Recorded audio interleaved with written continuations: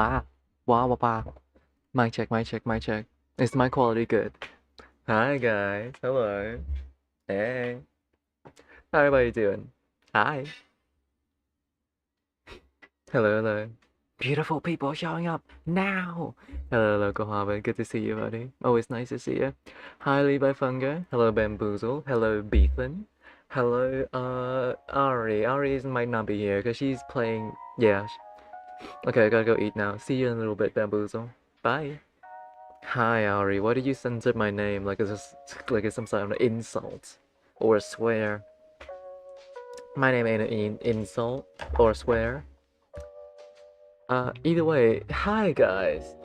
We're gonna wait for a little bit more to see if anyone joins in like 3 or 4 minutes, because I hate for someone to miss the whole entire thing.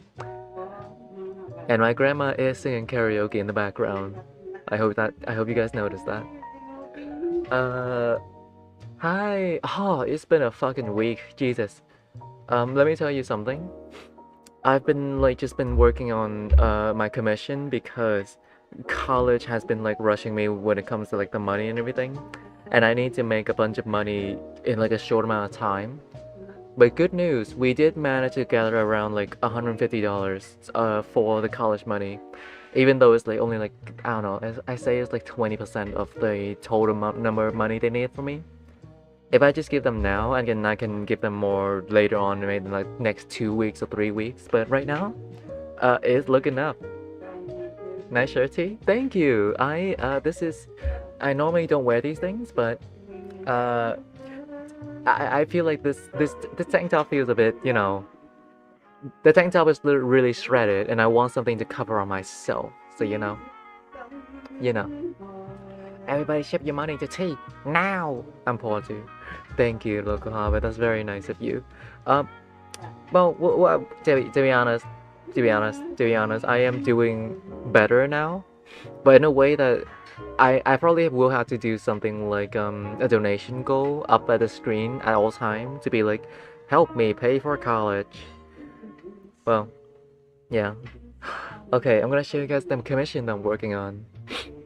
Sylvian on Marina's team because Sylvian is my favorite Pokemon and Marina is my wife and we love each other and Maria loves Sylvian.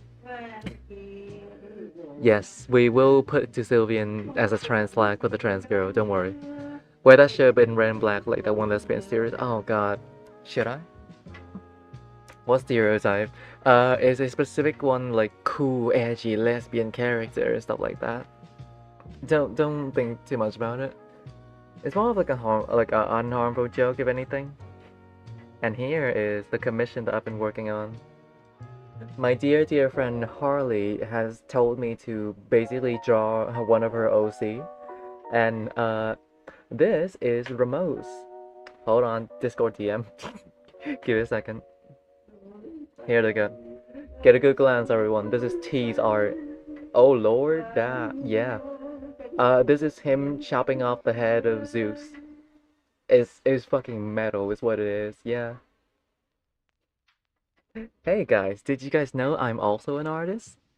Yeah, I bet you didn't notice. Yeah. Uh, I have another one, but I feel like it's a bit too explicit to show on screen. It's specifically an art of Karen in her underwear that my good friend. I shouldn't actually say his name out, but my good friend asked me to commission. Yeah, art. My life expectancy was raised. Yeah, I'm happy. I'm waiting for. Oh, and here's the thing. I wish you and Peace interact more, local hobby, because like, whenever Peace join, it's a little bit late. So that means by the time the Peace join, you have left the stream, unfortunately. But you two would love it, spending time with each other. Karen, her what? I'll show it for like 10 seconds, and then I'll have to go check it out. Okay. Okay. Anyway, yeah, that's the only glimpse you guys getting. Sorry. Anyway, moving on. Hi guys, you guys doing alright? Don't make me cry because time zones tea. Unfortunately, Hokoha, but that's just how it is. I apologize. Karen. Karen. The lesbian love Karen Sour, as we all know. Uh, ooh. So, Who here is familiarized with art fight? Cause I have a little bit of something with me right now. I've been drawing my OC, again, granted I don't have much time now, but I was drawing my OC earlier, and I got myself. So this is the reference sheet for one of my OC. Her name is Mercy Moore, and she is gonna be my main contender for art fight this year. There's also her ugly boyfriend Jin. So yeah, I saw a lot on art fight TikToks. I would want to participate, but yeah, it took a lot of effort. Cause like a lot of time people send you stuff, you're gonna be like reply to them and everything, and it took a lot of effort to put into art fight. But I feel like if you choose to play in art fight, send your OC and then I will join with you. Is that Razzle from Twitter, my Oomphy? Oh my god, hello Razzie. Good to see ya, by the way. Hello. Oh my god, I love ugly boyfriend. Yeah, it's her ugly boyfriend. Hold on, I'll show him on screen one more time. It is. Well, ain't it lovely to see you? Hi. Good to see you, Raz. You actually joined in stream. I'm very happy. Oh, but either way, yeah. I'm showing on stream my art I made earlier. These are the OC that I'm gonna use for art fight. Cause like I have a few announcements to say as well before we really go into the stream. So yeah, I meant to search that in emojis. I'm already fumbling. It's okay. I mess up my message all the time. Fumble you on, buddy. uh, uh, what I meant to say is that, hey guys, did you know that by the 9th of the 6th month, so it's June, I believe? Again, not so sure on the English part, but when June arrives, there's a period where I will be gone for 2 weeks, because I will be in the military. Not exactly military per se, but it is an area that is a military school. And I have to do this mandatory because I am in college, so I'm gonna be gone for 2 weeks. Straight up, no, I hope that they have Wi-Fi in there. I really hope they have Wi-Fi in there. But I'm gonna be stuck in there for 2 weeks. I'm gonna crash out. Guys. Relax. I got this. In the situation that I cannot stream, well, I'll be updating my stuff on Discord. I'll still be accessing on Discord. I'll try to buy data and so I can interact with you guys and everything. It's fine, guys, relax. It's not that bad. 2 weeks, no tea. Don't worry, that time hasn't come yet. We got a solid 2 weeks from now. 2 weeks from now and I'm straight up dead. Straight up gone with the internet. Since T won't stream, I'll log into his account stream. Honestly, Ari, I'll give you access to my account. You can be the new streamer. You can take over my stream for the next 2 weeks if I can't access to my stuff. Deal? Yeah? You stream unironically help my sanity? Oh, buddy, come on. Do you seek professional help if you do need them, but also don't rely on me, because at the same time, I am not a licensed therapist and I cannot help you on every situation whatsoever. But I can be entertaining for you. Raz, if you're still here, by the way. This is the commission that I've been working on. Look at the armor texture. I took 8 hours with this one, almost 9 hours, because drawing the texture of like golden armor on like on a black metal is really hard, as I found out. I am a quote unquote anime artist. I am not someone who drew texture and stuff. Ooh, it looks so cool. You went crazy. Thank you. I'm very happy. Well, either way, yeah. Hi, Bamboozle. Welcome back. Ah, my nose is stuck. So anyway, what are we gonna do for today's stream? Well, we have something special cooking up for you guys. For today's stream, and I suddenly realized that my my screen catcher is not there yet. Give it 1 second. There we go, lovely. And I'm gonna have to change a few things about the layout so you guys can actually see what's going on. Hey guys, it's you guys. It's chat. Wow. I'm gonna make it smaller. I hope you guys don't mind. Hi guys. Hi everyone. I'm going boom. Don't explode yourself, Bamboozle. Don't do that. Chat mention. That is you guys right there. I have... Is it this one? There we go, it's this one. So, number one, this and this. So, number one, we have Pokemon Database. And I realized the link is blocking it.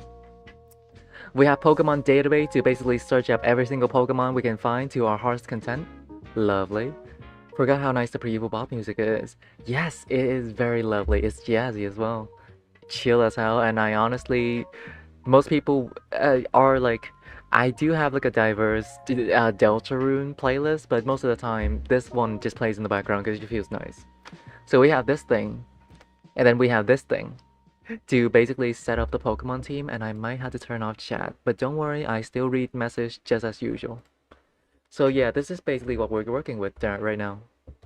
We're gonna design a Pokemon team for a Funger character, and what Funger character do we feeling gonna go first for today? Yeah.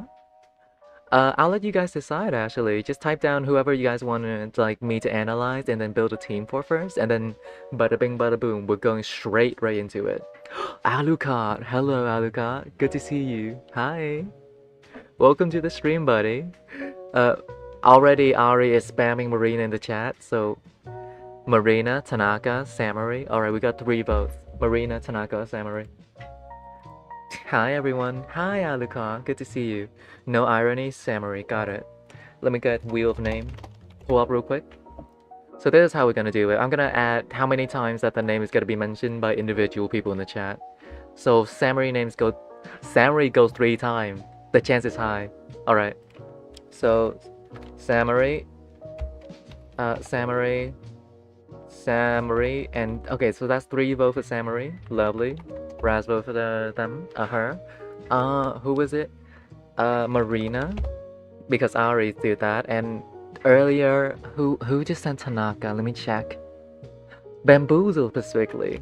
All right, 5 votes. Let's see who's gonna get it. Tanaka's going to lose. Hey, there's a high chance that like it could be not Samurai. Oh shit. Bamboozle, well done. Alright. I think it's the fact that you jinx it. I think it's the fact that you jinx it and then it actually happens. Whoa, I win. The Lord spoke. Oh yeah.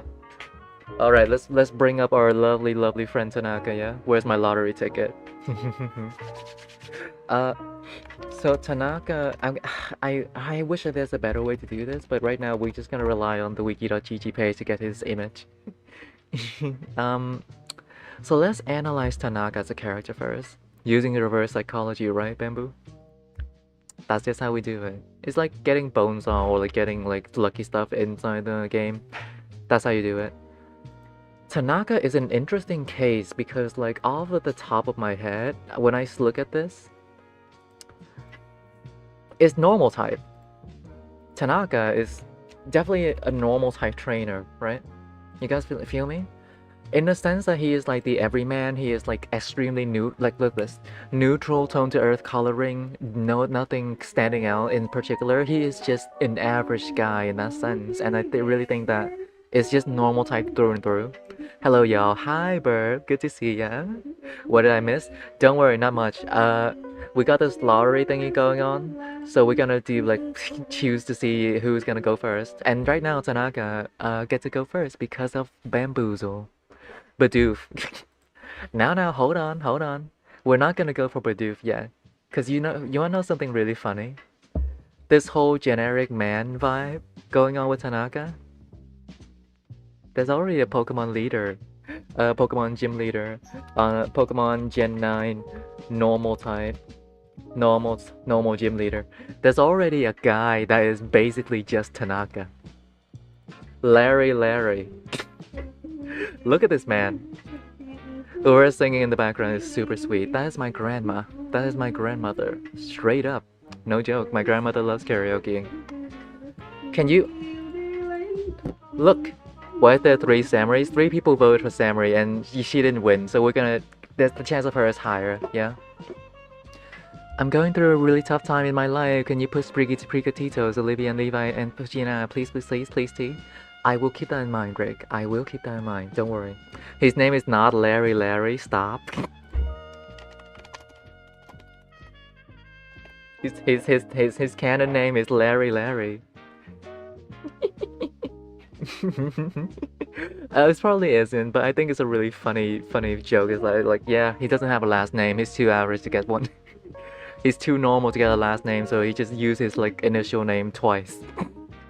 Also, it can't be on stream that much. Don't worry, Rick. It's okay. Him in the wig. Put Levi on the wheel. Levi asks. Right, Levi, Olivia. Sure. Levi, Olivia, and I assume Burb is gonna go with Akane as well as Osa. So yeah, we're gonna put them on the wheel to see are they gonna get picked or not. Well, either way, back to locking in, right? I feel like in the general vibe that Larry and Tanaka having so similar of the thing, we need to consider now to his personality. Number one, when you're thinking about building a Pokemon team for a character, you need to think about a few things. Number one, color theme. Is the their color scheme matching with each other or not? Number two, the story behind the team. Like I can tell you something like, oh, this is an extremely heavy rock metal guy, and for one of his like Pokemon, he has this monkey that goes crazy and die and return as a ghost. As a Pokemon, he just goes batshit insane. I could go something like that, but it would be nice if it hits two color, right? Matching the color and matching the theme of the character. Basically having like a story going on. We are sealed with this one. Oh yeah. So let's go into the Pokemon database and search up the normal type. You know, to give ourselves more option, given that Tanaka history throughout the entire festival of Termina, I'm feeling like Tanaka could also be argued fighting type? Tell me I'm not crazy on this one, right? I mean, he did learn how to fight from Marco as the festival goes on. So we could argue both normal type and fighting type. So off the bat, there's a few interesting directions we can go with this. For my first option when it comes to Tanaka, it's gonna be rough. Affirm his whole unreleased thing. Yes, you're cooking tea. I actually almost said the fighting but got shy. Don't get shy. Never got shy in my stream. I love it when people get passionate about their passion. I kinda saw him as a normal fighting type trainer. Yes, absolutely. I stopped for a little bit because there's a sound outside my window of a car running by.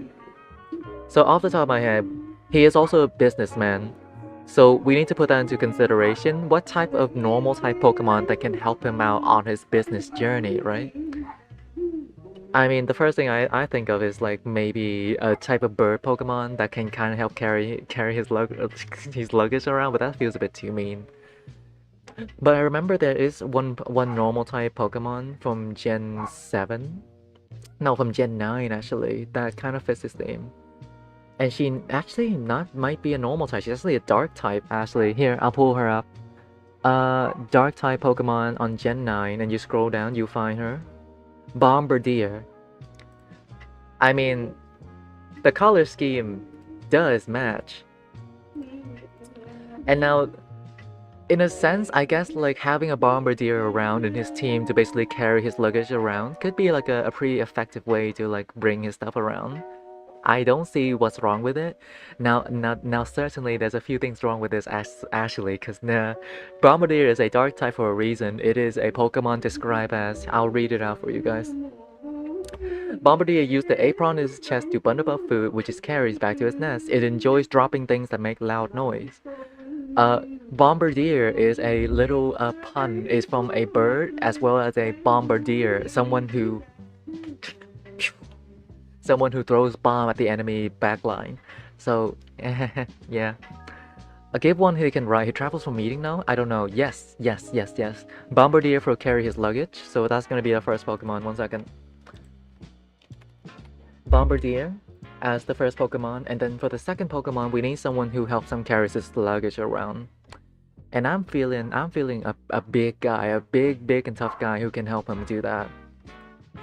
I argue this guy from Legend Arceus, a Wardier. Wardeer has been known to be the Pokemon that people ride on their back. And you know, the general white color contrast does work, but yeah. I want to say Corviknight, but that is still flying. Now here's the thing. It doesn't necessarily have to be completely matched with a type to really work out. Really, any type could work as long as the color contrast work and as long as it brings a story element to the character. What would a businessman need? Well, he would need someone to carry his luggage around, he would need someone to carry him around. Traveling around a lot, like, that's good. So yeah, I feel like Tanaka having, like, at least this guy, Wordier, into his team to help him carrying his luggage. So now we got the two member to carry luggage and stuff around, right? But now let's talk about... I would argue Corviknight, but Corviknight color scheme doesn't match. Yeah, that's the issue right now. Look, he's a bit too dark, right? It's a bit too dark and way darker color than what Tanaka base color is. So we had to put that into consideration. So let's talk about someone else. What does a businessman mean? I say the luggage thing like 4 times already, so let's say something else. What else does a businessman need on his journey, traveling around, signing contracts and everything? Well, to be honest, there's some basic utility stuff, and I'm gonna go straight ahead and say Klefki? Question mark? Klefki? Hold on. It is a organization. Organization is a thought that I should be put into mind because there's actually a few Pokemon that does that. But I feel like now we're gonna go into a territory of, if this is a businessman, then maybe we're just gonna give him very businessman-y stuff. Klefki mentioned. Yes. I feel like Klefki would be more of a Tanaka Pokemon. I mean, he basically organized all of Tanaka keys for him, right? He doesn't really... Hey, it just works. It just works. I mean, we're going off like very basic premise right now, but to really make a full team of this, a coherent story could be just like, these are the Pokemon that Tanaka carries around because they are helpful to him on his business journey, yeah? And Klefki being known as a Pokemon who, where is it? There we go. These key collectors threaten any attackers by fiercely fighting, jiggling their keys at them. It never lets go of a key that it likes, so people give it the key to vault and save as a way to prevent crime. Yeah, Tanaka could definitely give this thing the key to his house, the key to his car back home, the key to his luggage, to his suitcase, etc. Basically, just a way to organize his stuff. That's good. This is the current team so far. And what I do like is that the color theme is matching a lot between the two of them. Yeah, it just works. I almost want to say Chinchino, but nah. Actually, no, I did consider Chinchino into mine. But the color does match, but how does this Pokemon help Tanaka in a sense like that? Oh, it moves. Yes, it does. It's jingling its keys around. When I look at Chinchino, I kind of was like... Let's read Chinchino Pokedex for a little bit, because like, how would this... Its body secretes oil that this Pokemon spread over its nets as a coating to protect it from dust. Chinchino won't tolerate even a speck of a stuff. My feeling towards Chinchino is that this definitely doesn't feel like a Tanaka Pokemon, but the color scheme does match, right? Like, he just has it in his team to fit with the color contrast, but Tanaka is a practical man. Does he care about the fact that he has a cute little guy around? He's practical, he's realistic, he wants something down to earth, something humble, something can help him, like, just help him around his business and everything. So for the next option, I feel, hey, we already talked about organization. And it took me a while, but there's no suitcase or any paper-related Pokemon, so you guys actually had to help me on this one. On the normal type, I feel like we're kinda iffy. How about a cast form to help him predict like what kind of weather is out there, so he can choose like, I don't know, places to go to meetings and business objects and stuff like that. A cast form, huh? It does, it's hard to say whether cast form fits or not, but we're gonna put that into consideration later. Cast form, oh, the weather one is good actually. Okay, we put a pin on that, and think about that later. You know, it's really hard, yeah. Now we're kind of missing on the part like, oh yeah, well these Pokemon does look nice, but also it doesn't really go full, you know, well with each other. I have no hatred against it. It just feels bad for the guy. uh, he looks like balls. This could be balls or this could be boobs. But it's actually inspired by a H2O water molecule, so that's actually really cool. It just sucks that it looks like boobs. Do you wanna to add in a mouse hole?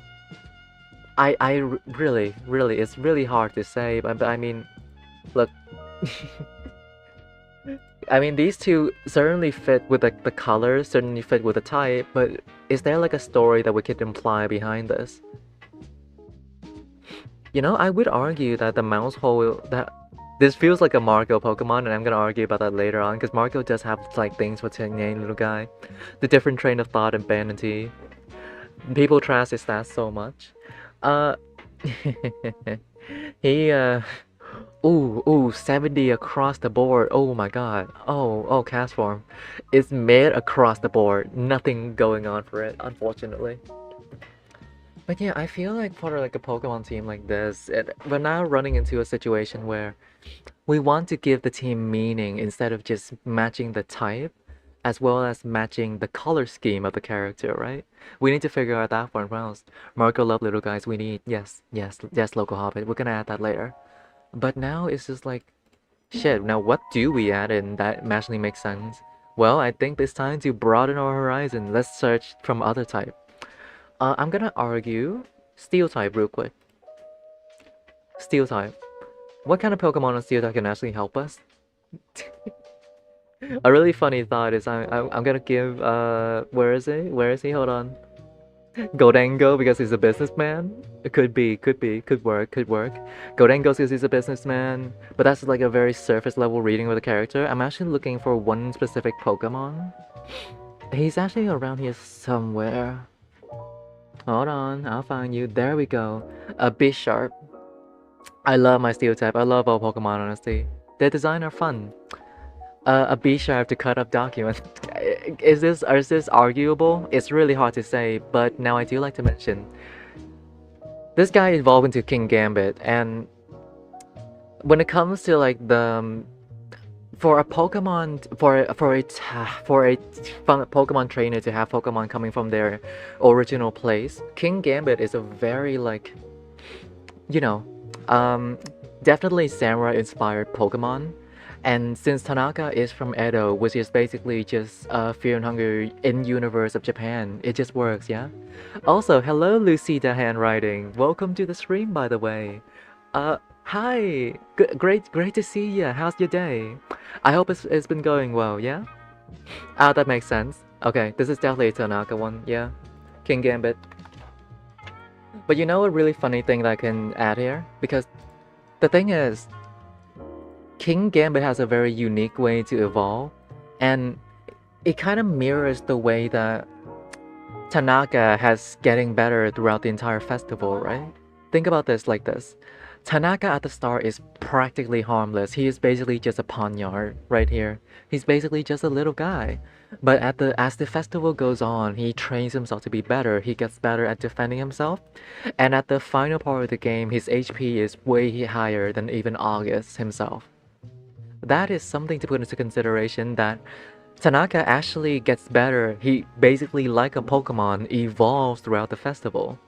And I feel like a little story writing is that for his first Pokemon, at the start of the festival, it's Ponyard. But if we're talking late festival Tanaka, this Ponyard is going to evolve into a King Gambit. It shows the idea of a potential to be better. A potential to be better if he has a chance. Yeah, Tanaka is a Pokemon confirmed, basically, yeah. So I'm just gonna add in a Ponyard just to show like that, basically a story writing, right? As the festival goes on, he evolves, and bada bing bada boom, we got King Gambit at the final evolution. But we're not there yet. Yeah. Or to be honest, I could just add in both Ponyard and King Gambit just to like have people know that fact. Yeah. So yeah. On the next one, cast form is like predicting weather as like as a businessman isn't that helpful. So unfortunately, we had to remove this pin from the board, I feel. Same as Mousehole, I mean, like, you know, he wants a family? Question mark? It's hard to... Pause. Now we don't... I gotta need Coco for this one. I need to bring in Coco for this one, but Coco would know about this way more than me. There's this something about Tanaka whole having like a very toxic family going on that I feel like he would raise like a tiny family of Pokemon just to show, like, just to have like that like general connection thing going on. You feel what I'm saying? In a sense that because like his family home isn't very like the most welcoming of space, we have like some glimpse of his backstory. The fact that his family doesn't like actively taking care of him that much. They want him to just be a businessman, be like having money and everything, right? I'll be right back, guys. I miss you. I'll see you in a little bit, Alucard. But as I was saying, something along the line of the fact that because Tanaka lacks a family of his own to take care of, he decided to take care of family of Mousehole instead. Isn't that kind of sad? But isn't that also kind of cute? Yeah? So I argue something like a Mousehole would actually hold out relatively well, yeah. Yeah. And just right now, we basically have the Pokemon team for Tanaka. Oh, yeah, exactly. And now I'm really iffy on whether or not should I add in Goldengo, because like Goldengo is like a Pokemon made for money. But as we have learned before, this is just like a mask by Tanaka, right? This is the type of person that Tanaka wants to be, a truly greedy businessman who doesn't care about anything but profit. But in his heart, Tanaka is a good person. He is a nice person. He is filled with kindness and wants to help other people. In contrast with the personality that his family wants him to become, a greedy businessman. And so I don't believe Goldengo fits, but you know, we could put a pin on that. Put a pin on that for later. But right now, this is the Pokemon team for Tanaka, and I feel like this could work.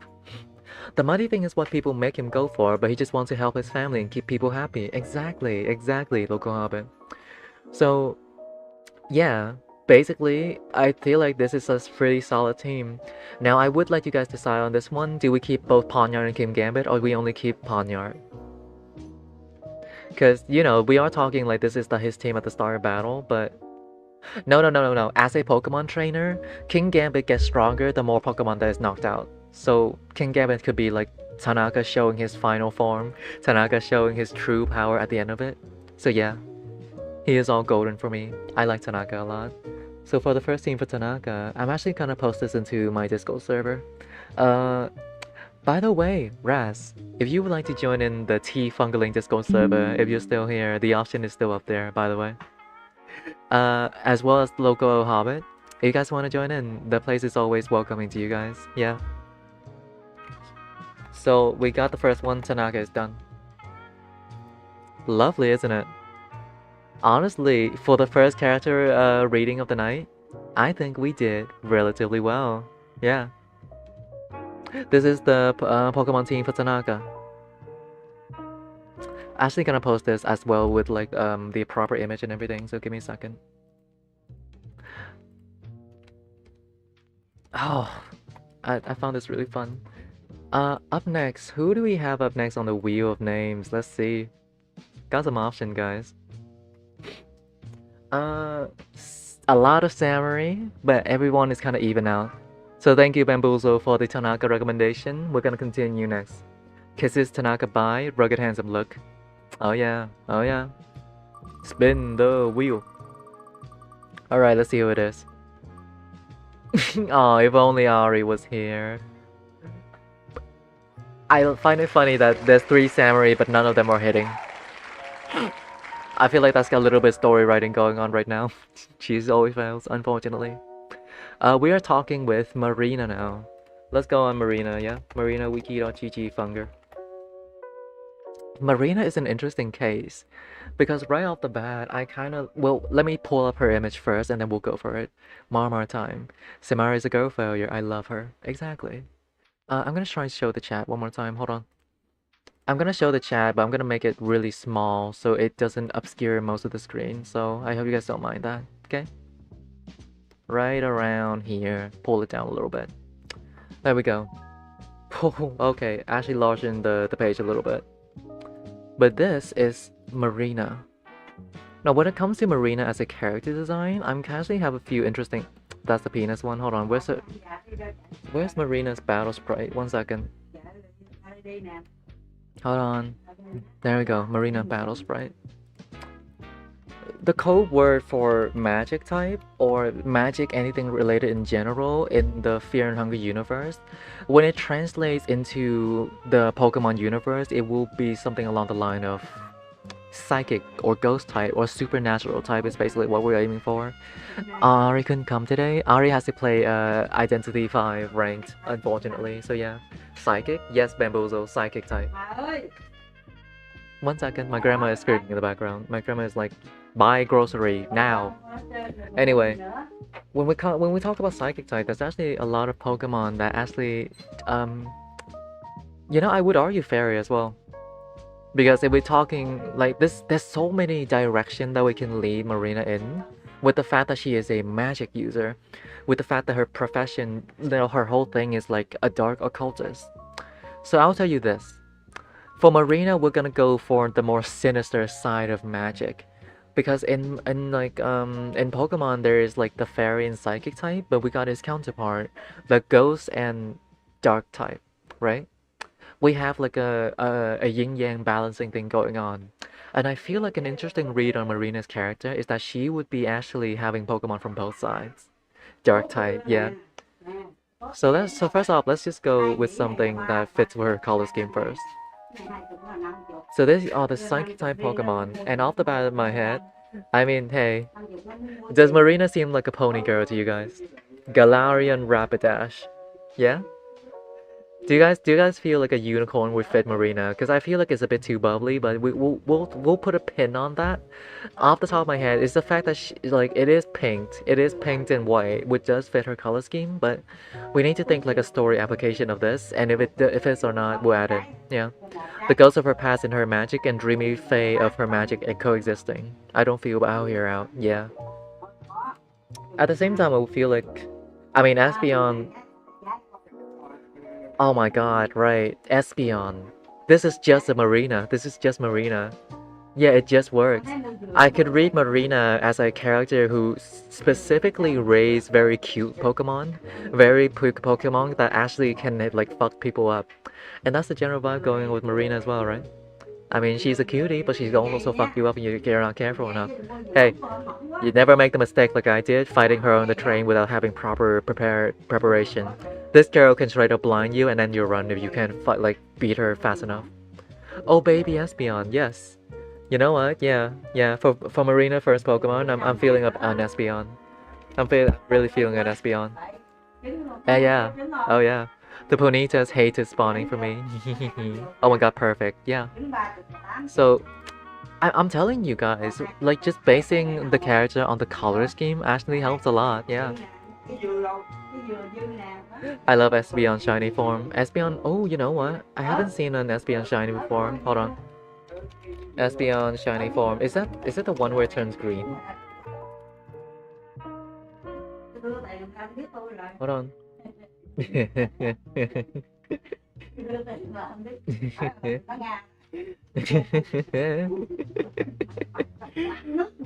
Why did what?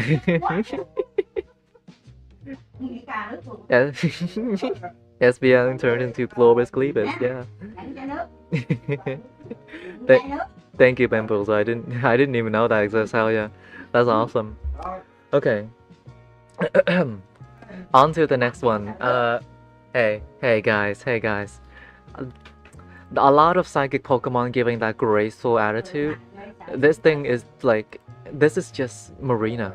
Look. I mean, the white dress and everything. Having a Gardevoir. Oh, hi, Burp. Hi. I see Marina. Right, Ari. We're building a team for Marina right now. Hold on. Here's your wife. Here's your twin is here. Twin is here. Hi, guys. So we're building for a Marina team right now. The first Pokemon on the list is that we have Espeon, because we feel like Marina would be really into cat Pokemon, or generally just Pokemon that looks cute. But now we have something like Gardevoir, and now there's a whole storyline about Gardevoir. Cause like Gardevoir kind of transgender coded, because the thing is like, even a female Gardevoir can evolve into a male Galade, by the way. Do you guys know that? And even a male Curlia could evolve into a female Gardevoir. There's a little story mimicking here between like a person who has grown up to choose to defend for others, because like both sides of this is like Gardevoir is the nurturing side of like the Pokemon. It's hard to say, but it's one of these is nurture, the other one is defend. It's combat and defend. So yeah, Gardevoir. Yeah, it just works. I would like to add Gardevoir into Marina team. Yes. Gardevoir. Yeah. We're gonna remove the other one because this is like all Tanaka Pokemon. So right now we have Espeon, we got Gardevoir. And I feel like it's a bit on the point, but you know, Sylveon is a fairy type. Sylveon has pink in her color scheme and also white in her color scheme. Sylveon is also having the same color scheme as the transgender flag. hey, I feel like it's a bit on the nose, but yeah. I feel like it just works. Yay, Sylveon, I love Sylveon. Now, my headphone hates me because it wants me to be on the food to be able to charge, unfortunately. Sometimes it just happens. Sorry, local habit. Which Pokemon game has Sylveon because I want to play it? It is introduced in Gen 6. No, not Gen 6, actually Gen... Oh god, I can't remember my Pokemon knowledge, but something, Pokemon X and Y was where Sylveon was first introduced, yeah. Oh, I could just scroll down and check actually, hold on. There we go, yeah, it was first introduced in Pokemon X and Y. So yeah. The thing is like, I look at Sylveon and I was like, I mean, if you know, if Marina has a Sylveon on her team, how about we get a full cat team? And now, remember earlier when I say when we think about magic within the Fear and Hunger universe context, how would that translate into a Pokemon context? And then we instantly have supernatural stuff like Shadow Ball. That's a ghost type move actually. Let me rephrase that. We have things like Fairy type. We got like Psychic type. How about a Dark type? Yeah. And there's actually one Dark type that evolves from the Eevee, and it is Umbreon. Usually the other one, the flower one, I'm gonna add it in, don't worry. Yeah. Sylveon. Oh my god, Fungal reference. Not that, unfortunately. But what I meant to say is Umbreon is just fits, right? So yeah. We got like a 3-cat Pokemon, a highly nurturing Pokemon. I feel like Marina sees a little bit of Gardevoir in her. Or see a little bit herself inside Gardevoir, right? When raising her up. As like, this is like the Pokemon that becomes... I don't know, it's just like the femininity and some... There's a better character writing moment I can be like here to like truly analyze the character.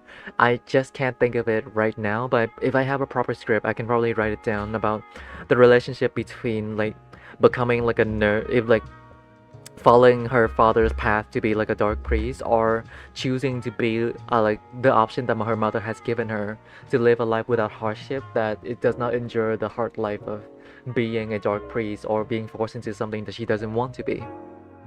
And I think that there's some interesting character writing that we can make from there, but I can't make that right now because I kind of, you know, my isn't really working well.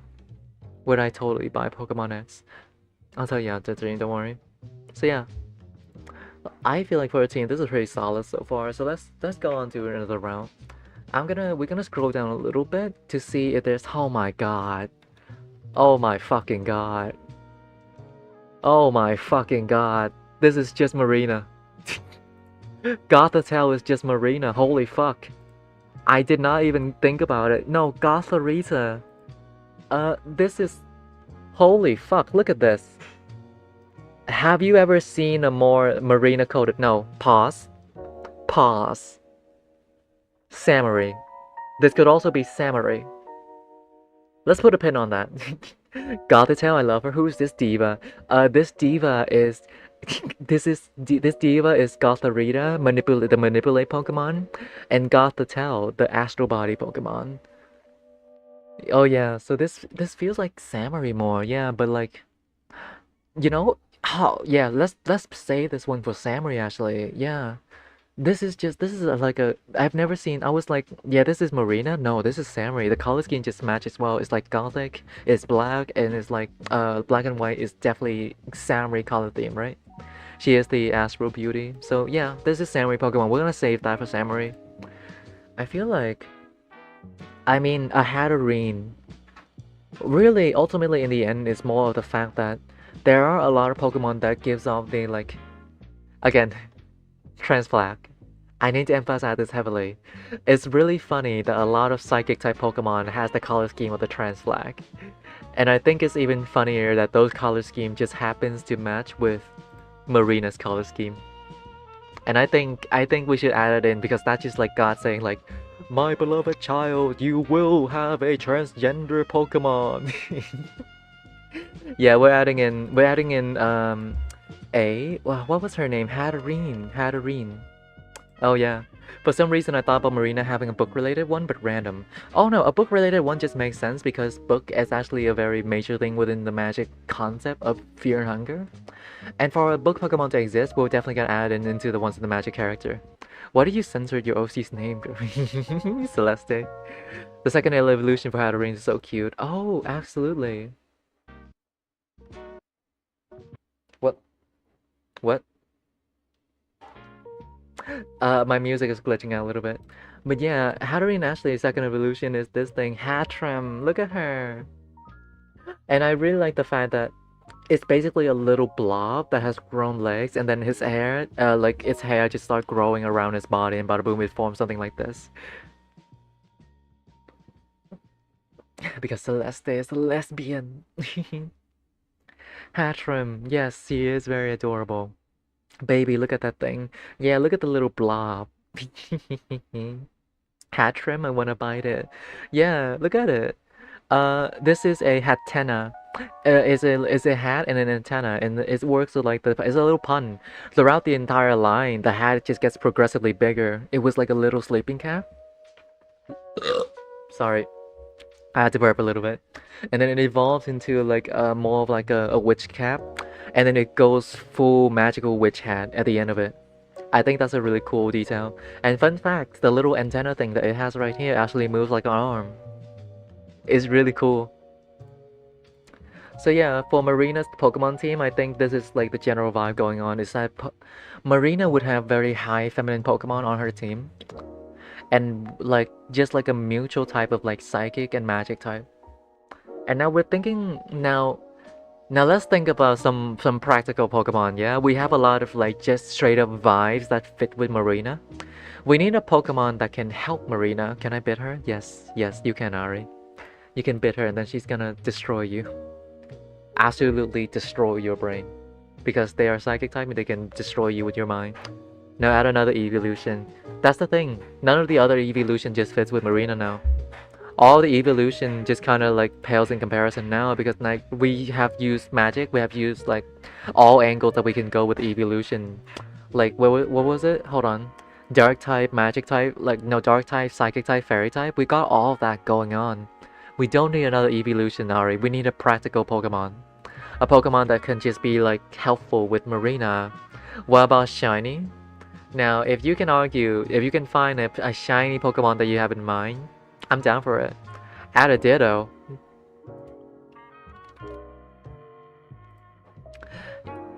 Hmm. Hey, I'll be honest. No. I'll be so honest with you. Is it just because her dress is pink? I mean, I guess something about transgenderism and something about this thing constantly transforming into other Pokemon, but as well that, would any of them get lucky enough to get a shiny? If I say the shiny Pokemon has like a little bit of like character writing moment, and or it fits with the color scheme, I will allow it. She is cute. Oh yeah. I mean, I'll put a pin onto Ditto, yeah, but we need something else, sorry. Unfortunately, not right now. We need a different Pokemon. Instead of a normal type, I'm actually thinking like maybe a Beware because she actually needs someone to defend Marina. But no, that's not something that Marina vibes goes for. She basically just do it herself. She's self-made woman, exactly. Can I refer to every pink Pokemon as she, her, and a Lucario? Lucario. Lucario is like a martial art Pokemon. I mean, like, hey, buddy, we need to think what kind of Pokemon that would help out Marina on her journey. Lucario, we're just going off vibes right now, but listen, the entire team is straight up vibes. We need something practical, something that complements Marina. But yeah, I'm just naming the Pokemon I know. Yeah, yeah, I can tell. I can tell. Let me go back a few steps. Psychic type. Let me go through the fairy list actually. Whenever we like got into a situation where we don't know what to pick, just go through the fairy list and we'll find someone else eventually. Oh, okay. I already seen one pre-Marina. Oh my God, pre-Marina, Marina. It just fits. And also transgender color theme: white, pink, blue. Yeah. I mean, Marina is studying magic, right? Let's go with that thought. Yeah. And I feel like a pre-Marina that sings to Marina, and I mean, hey, get rid of the pre and there's Marina. That's just her name. I feel like Marina often will associate herself with like very high feminine Pokemon team, and I feel like that's just the vibe that you should understand. And it does help that a lot of these Pokemon just have the transgender color theme. So yeah, yeah. For the last Pokemon from Marina, we're gonna add in pre-Marina. I mean, off of like a topical sense, I feel like this entire team is very much just vibes. Primarina is a seal plus mermaid. Yes, exactly. Or specifically, more specifically, a performer seal actually. She is actually an opera singer as well. So yeah, the thing is like, this is, for a team like this, I'm feeling like, oh yeah, it's straight up just vibes and everything going on. Maria with a Ryu, oh my god, you're so right, Laika. I was going off like, here's the thing. A Primarina is fine, a Hatterene is fine as well. But at the same time, I'm feeling like it just feels like too much vibe. We need something that gives off like a more practical vibe, and a Reuniclus is like, hey, having a Pokemon that would like Reuniclus is this guy, is the embryo multiply, not embryo. Reuniclus has been known to be like a Pokemon that kind of floats items and stuff around you. This is both like a utility Pokemon as well as a combat Pokemon. For Marina specifically, and she, it looked cute. It looked cute, and Marina would like, this is like Marina's baby, basically, yeah. Give her a god Pokemon, she deserves it. If you can find a god Pokemon that fits with Marina, I'll allow it. Also, hi husband, welcome to the stream. I was thinking like, again, the angle is going for more so like the fact that Marina would want to have very high feminine Pokemon within her team because, transgenderism and everything, but that is like a very basic reading of the character. So a Reuniclus in replacement of a Primarina, I would find that really compelling. Yeah, yeah, it just works. Like I said, she's studying magic. We can use that idea, but I already vibe with it now. And magic within the Pokemon context is basically just psychic type. So yeah, this is the Marina team comp, and I'm gonna send this into the server, by the way. How lovely. 1 second. So let me grab Marina's art actually. This one. I like the vibe that we have going on. This is nice. Da da da da da da. 1 second, 1 second. I'm uploading the image into the server. I can't even look in the chat right now. There we go. So this is the Marina team comp. I I like that Coco and the other guys are in there. Oh, Laika, if you'd like to share, I have some inspiration from your Pokemon team that Rick sent to me. So specifically with your, yes, thank you, Laika, thank you. Hold on, I'm gonna open this one. So this is the team that Laika have picked for her choosing of like the Pokemon team for each of the character. And I specifically seen some of them and I really enjoy them. Yeah, I love Marina's team comp, all pretty and Umbreon. Umbreon, Sylveon, Espeon specifically shows the angle of magic, just like different angle of magic, dark, fairy, and psychic. And that is all the side that Marina choose to be. Like, her learning magic doesn't necessarily mean like it always has to be like a dark encrypted thing. It could, benefit people, Guys, not now, but I may be sleeping like 20 minutes. I'm gonna wake up early tomorrow for my plushies. I get it. So we're trying to rush it. But this is the team that Laika sent me, by the way.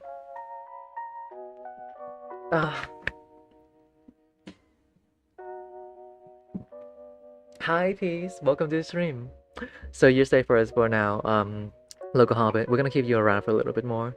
Hello, peace. Everybody's saying hi to you. Say hi back, or else we will be very sad. Come on, peace. Say hi to us, buddy. Abella having a technician as well as like, yeah, this is really fucking solid because right now the angle that you are going for, that Laika is going for is utility. It's basically, is this Pokemon just genuinely just help this like this guy in general? Is it like help him around doing stuff? That's good. Just like T said, I think if Sleeping Peace shows up, yeah. Peace, this is something I mentioned earlier in the stream is that both you and Local Hobbit never exist in the same space for long enough because by the time that you join in the stream, Local Hobbit will have to go to sleep. And by the time that Local Hobbit is here, you wouldn't be in the stream in the first place. Yeah. It's a shame because I feel like you guys are like the two of the most like chillest person in chat most of the time. And yeah. Um continue on this train of thought. We have done with Marina. Peace. You are actually the only one who hasn't picked like a Funga contestant to add into the list. Who do you want to add? Right now we have 3 Samurai and none of them are winning, but we're gonna think about it pretty soon enough. So yeah, peace. Which Funga contestant would you want me to build a Pokemon team for? I'm not chill? Question mark? Joshing?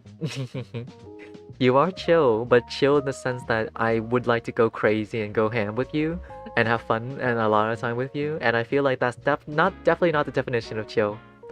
Okay, Peace just adds in another samurai into the list. Lovely. We have the samurai death zone. If this falls into this list, 4 samurai. Do we? Okay. Alright, let's do this. It'll be really funny if samurai is gonna be the final one we're coming toward, but we'll see.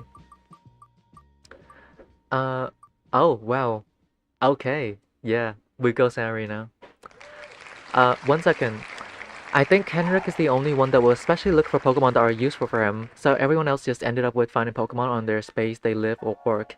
Yes, I feel like around their like zone of work, they would attract certain type of Pokemon. And with that one specifically, it will end up like I do like that you give Marco 2 frog Pokemon. I like that a lot. That's very cute. I love it. So yeah, we are finally arriving towards Samurai. So give me a second as I be a chump and search up Samurai on wiki.gg because I don't have like an easy image of her to go off right now. 1 second, guys. So Samurai earlier, we only have like yeah, you guys can just look at this for a little bit more. Analyzing this, Karen having specifically dog and bird Pokemon who are known to like, again, oh my god, yes, the Karen one. One of them is like Absol is specifically known a Pokemon that shows up whenever omen or bad thing happens. And for a journalist to have a Pokemon like this to sense where like a dark omen happens, or you could read it also as like, you know, a Karen ventures to war place and to a lot of different places, and by her journey like journalisting around, she just happened to stumble upon an Absol. This is such a solid board. I genuinely adore it, yeah. Are we gonna give Samurai a heal Pokemon because she is dying sick? Think about it. We'll think about it. We'll put a pin into it. Yeah. We'll put a pin into it. Alright. Like, let's grab Samurai Battle Sprite. Hi, girl. Hi. Hi. Oh, look at her. Oh, we got the girl ever. Alright. So Samurai is like a really interesting one. Because right now, the first thing I want to go off is like definitely dark, definitely psychic, definitely fairy. No. Fairy feels a bit too whimsical for Samurai. I feel like definitely dark or psychic. So yeah.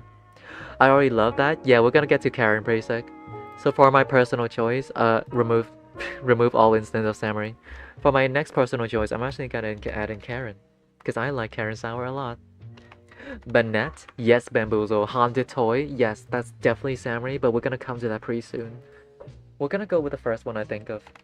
Gothitelle. It's simply for the fact that this Pokemon color scheme just fits so well.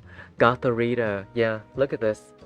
She's, this is a more Pokemon that just fits in her team because it's just straight up vibes. Good, yeah. It's straight up vibe. I would prefer to add a Gothorita instead of Gothitelle, because a little storytelling here is that Samurai will die young. She's never gonna get the chance to fully mature into an adult woman as Gothitelle. she would just die like before she even made it to her 20s. So add in a goth reader for her. We can show a little story because she grew up with like a gothita. She raised it to a gotharita, and then she dies before she made it to raise a gothato. And I think that's fun. Not fun. I think that's sad, but you know, sad fun. That's so sad, girl. I know, I know, and it's intentional. Very intentional. Now onto that topic. Uh, someone bringing up a YT. I had to be depressing when it comes to Samurai, and I had to be serious when it comes to Samurai because we are dealing with a very traumatized girl. We are dealing with a character who is having just the worst time of her life every living moment. And we should put that into consideration when making a team for her. So her Pokemon would be someone who can understand and mesmerize her pain. And what better Pokemon than that than Hatterene? 1 second, specifically a Hattrem, because once again, I'm gonna go with the theme as that all of them are mid-evolution because Samurai never got to grow old. Anyway, Hattrem or Hatterene specifically are described as a Pokemon that can read your emotion and then will help you like... No, actually, a really funny thought I have is that like, didn't I already did the same thing with Marina?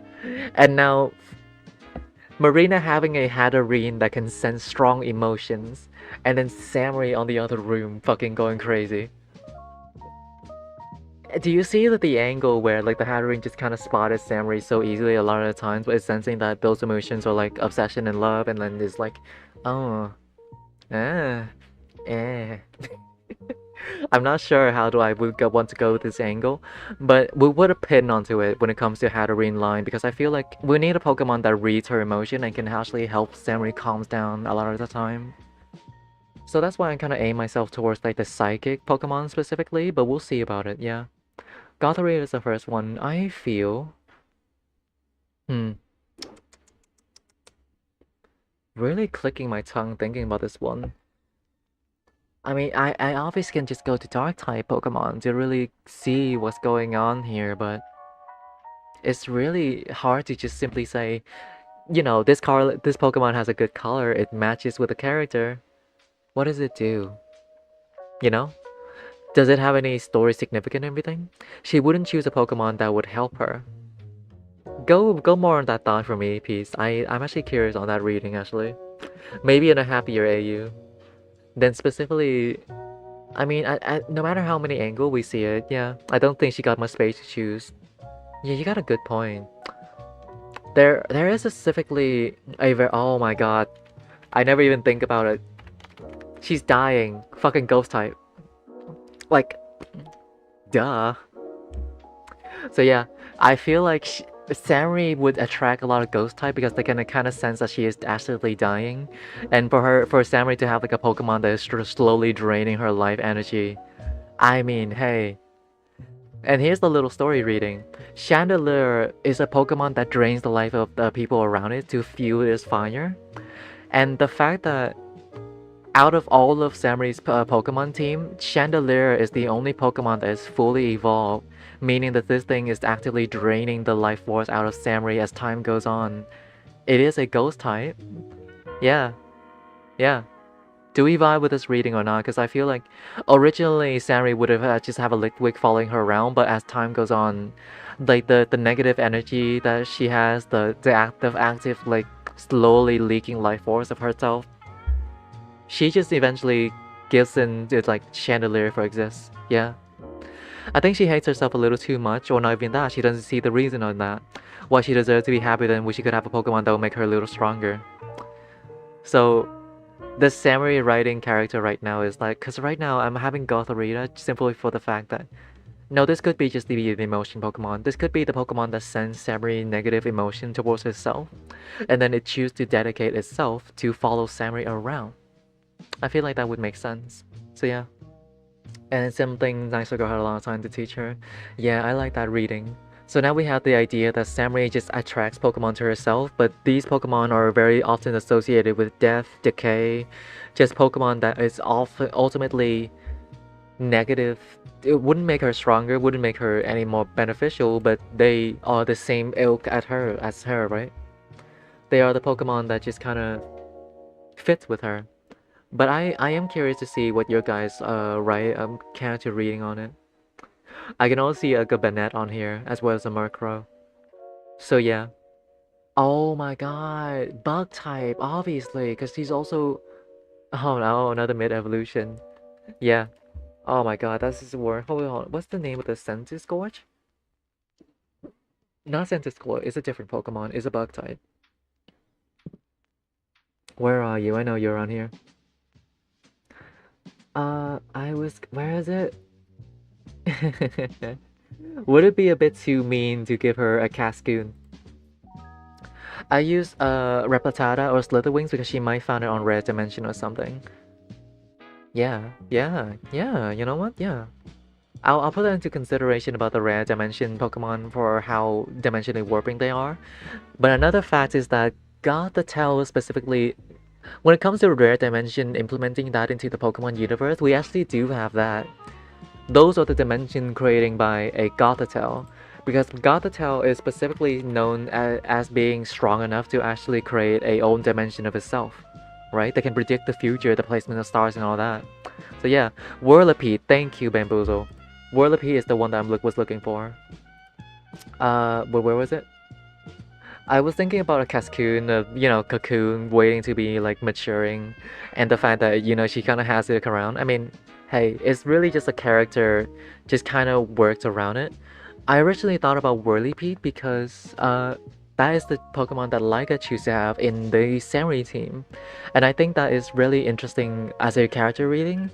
Um, in a sense that it never gets to fully mature, but at the same time Whirlipede will soon to evolve into the final evolution. It's just like a big purple red one, and that big purple red one has a lot of color scheme fitting with dysmorphia.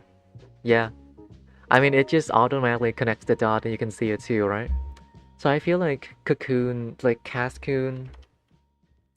No, don't do that, don't do that. Cascoon as well as like as well as a Whirlipede. Hold on. Yeah, Cascoon and Whirlipede are the two options that I want to go for next. And now, honestly, I feel like given that Samurai wouldn't be like a proficient enough trainer, I feel like she's not like the type to go like a full team. I feel like a team of 4 or 5 Pokemon would just work. Yeah. Gothorita stands for like the rare dimension as well as a Pokemon that can sense your emotion. Chandelure just simply attracts to her because all of the negative energy she gives off.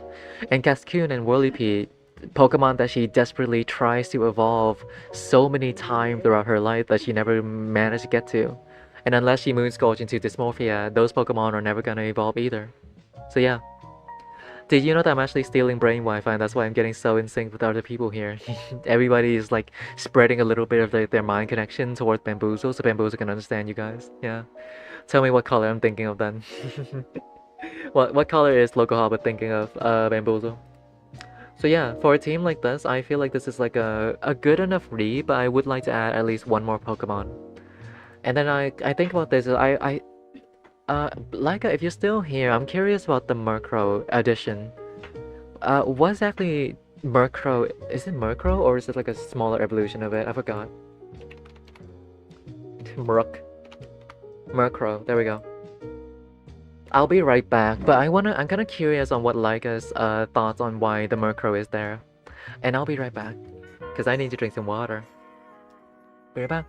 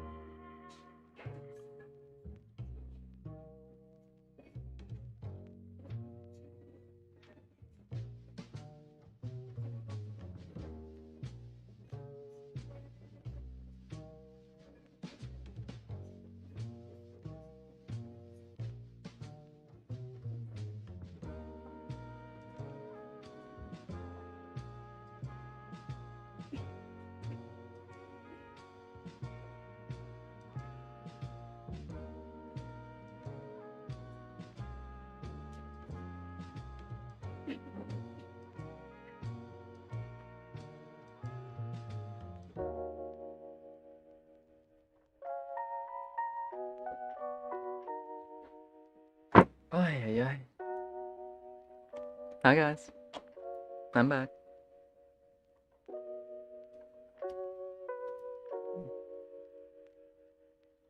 Hey, I'm back. There we go. Where are we? Lovely. Hi guys.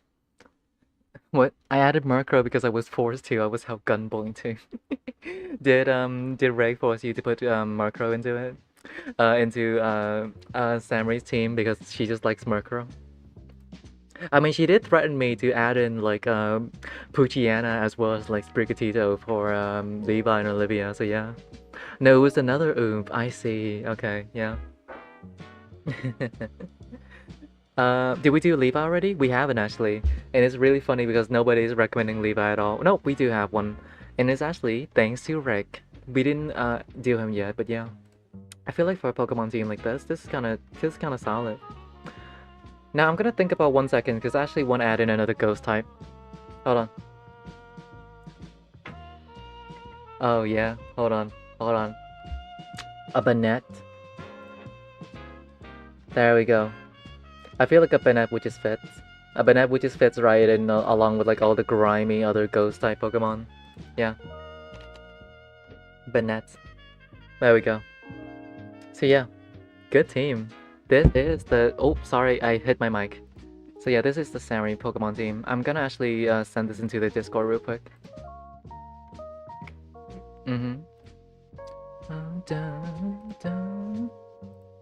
What a sad little team, but I think it kind of matched with the deal going on with Samri as a character in general. So yeah. All right, I'm sending that into the chat. All right. Right. So right now, I feel like who else character that we haven't analyzed yet? Because I feel like there's a few angles that we could go more, a few more fungal character that we haven't do yet, and I would leave that up to you guys.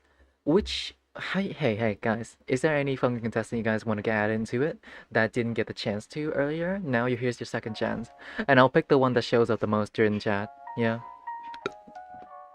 What about Pokemon team for the Bandage Man? And obviously it's gonna be like a Copperrigas, obviously, for the Bandage. We're definitely gonna give him a bunch of Ghost Pokemon, a bunch of Dark type Pokemon.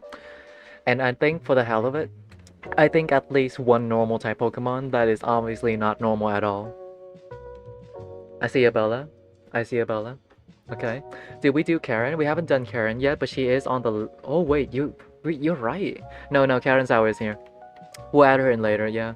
Abella is a good recommendation. Anyone else? I see two Abella, so let's add like one more character and then we move on to Wheel, yeah? Due to the nature of the wheel, unfortunately a few characters gonna take a while to get into, so we're gonna have to wait on that one, but yeah. Bandage Man, like NPC or one of the new gods? The Bandage Man is this guy. I'm gonna show you him.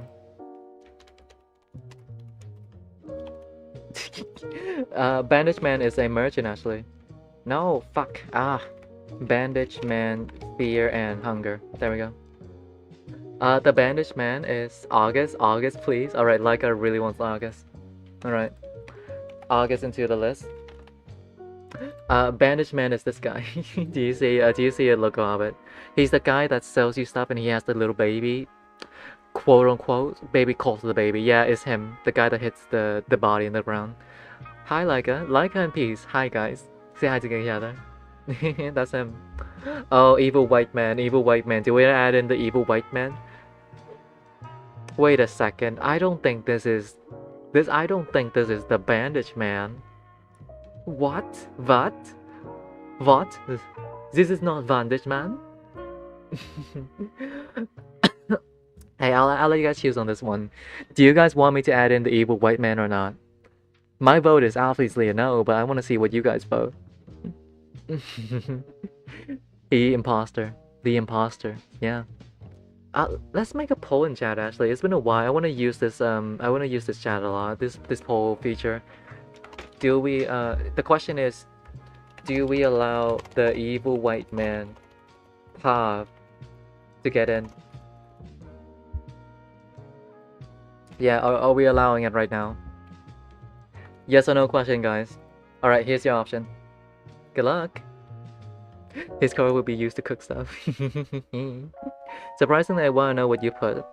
Let me hold on. Let me pull out the image. There we go.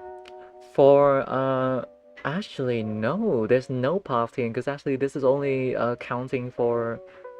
Where is the pop team? Yeah, I'm not seeing it. Okay, please say no. A lot of people are voting no right now. I see maybe one person who's voting for yes to add in the evil white man. Because here's the thing, if you add in the evil white man, he will take opportunity away from the other contestant to be analyzed. So hey, it's up to you guys, yeah. Dun, dun, dun, dun, dun. Oh, I love jazz music. Anyway, it's up to you guys. I'm down for whatever, yeah. I'm gonna analyze this team a little bit more because I'm actually really mesmerized by this. We put him in the last. Okay, so even if pop hits, we reroll, yeah? Having back problem already, 1 second. I've been leaning over my laptop a bit too much. Give me a second. I'm gonna get stand up and stretch. It's the fact that I can hear my own bones popping as I do that. Ay ay ay.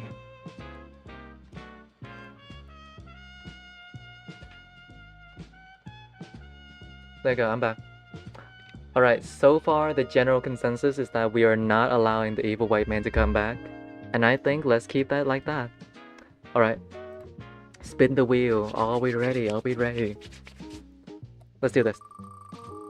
Alright, who is up next? Let's see it, ladies and gentlemen. Levi! Aw, local hobbit. It's a shame, but okay. You gotta sleep, okay? I'll see you tomorrow. No, I'll see you tomorrow. I think it's been very fun to having you around, and we'll see you later. The VOD for the stream will always be up, so if you want to check it out, I will make sure to leave it inside here. So yeah, do I drag here to come watch? Yes, Liga, you are allowed to drag here to come watch. No, why now? What? I'm sorry. Unfortunately, you have to sleep. Trying to keep a healthy sleep schedule, local hobbit. Yeah. Hey, we tried our best. We tried our best. We fit in whatever team we can build, and so far, 3 is really solid. Well, yeah. I'm in distress. I love Levi. Unfortunate, but you know, what can you do? I'll see you later, local hobbit. It's been really fun. So bye-bye. Everybody say bye-bye to local hobbit, by the way. Wish her to sleep well. Yeah. Bye-bye, local hobbit. Bye-bye. Bye-bye, T. Stay well. Thank you, local hobbit. I am streaming again tomorrow, so if you'd like to join in, join in. We are always available.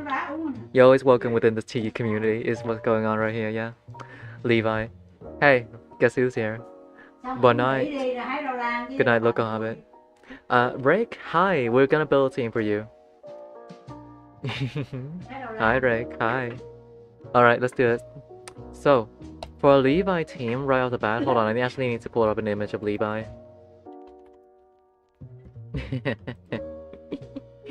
He looks so sad. White boy. White boy. Poor white boy. Oh no, I don't want to go to Reddit. Ew. Okay, I'll go to wiki.gg then. Levi. Good night. Lovely. Hi, Rake. Levi, it's your mother. She's right there in the chat right now. Holy shit. Dun. I'm gonna pull out at least 2 images of them. There we go. So Levi Funger, off the bat, off the color scheme, is giving normal type. Or, you know, green is often associated with like grass type, but I feel like with Levi specifically, it's a situation where we could let him be a grass type trainer, but it needs to be a very specific grass type.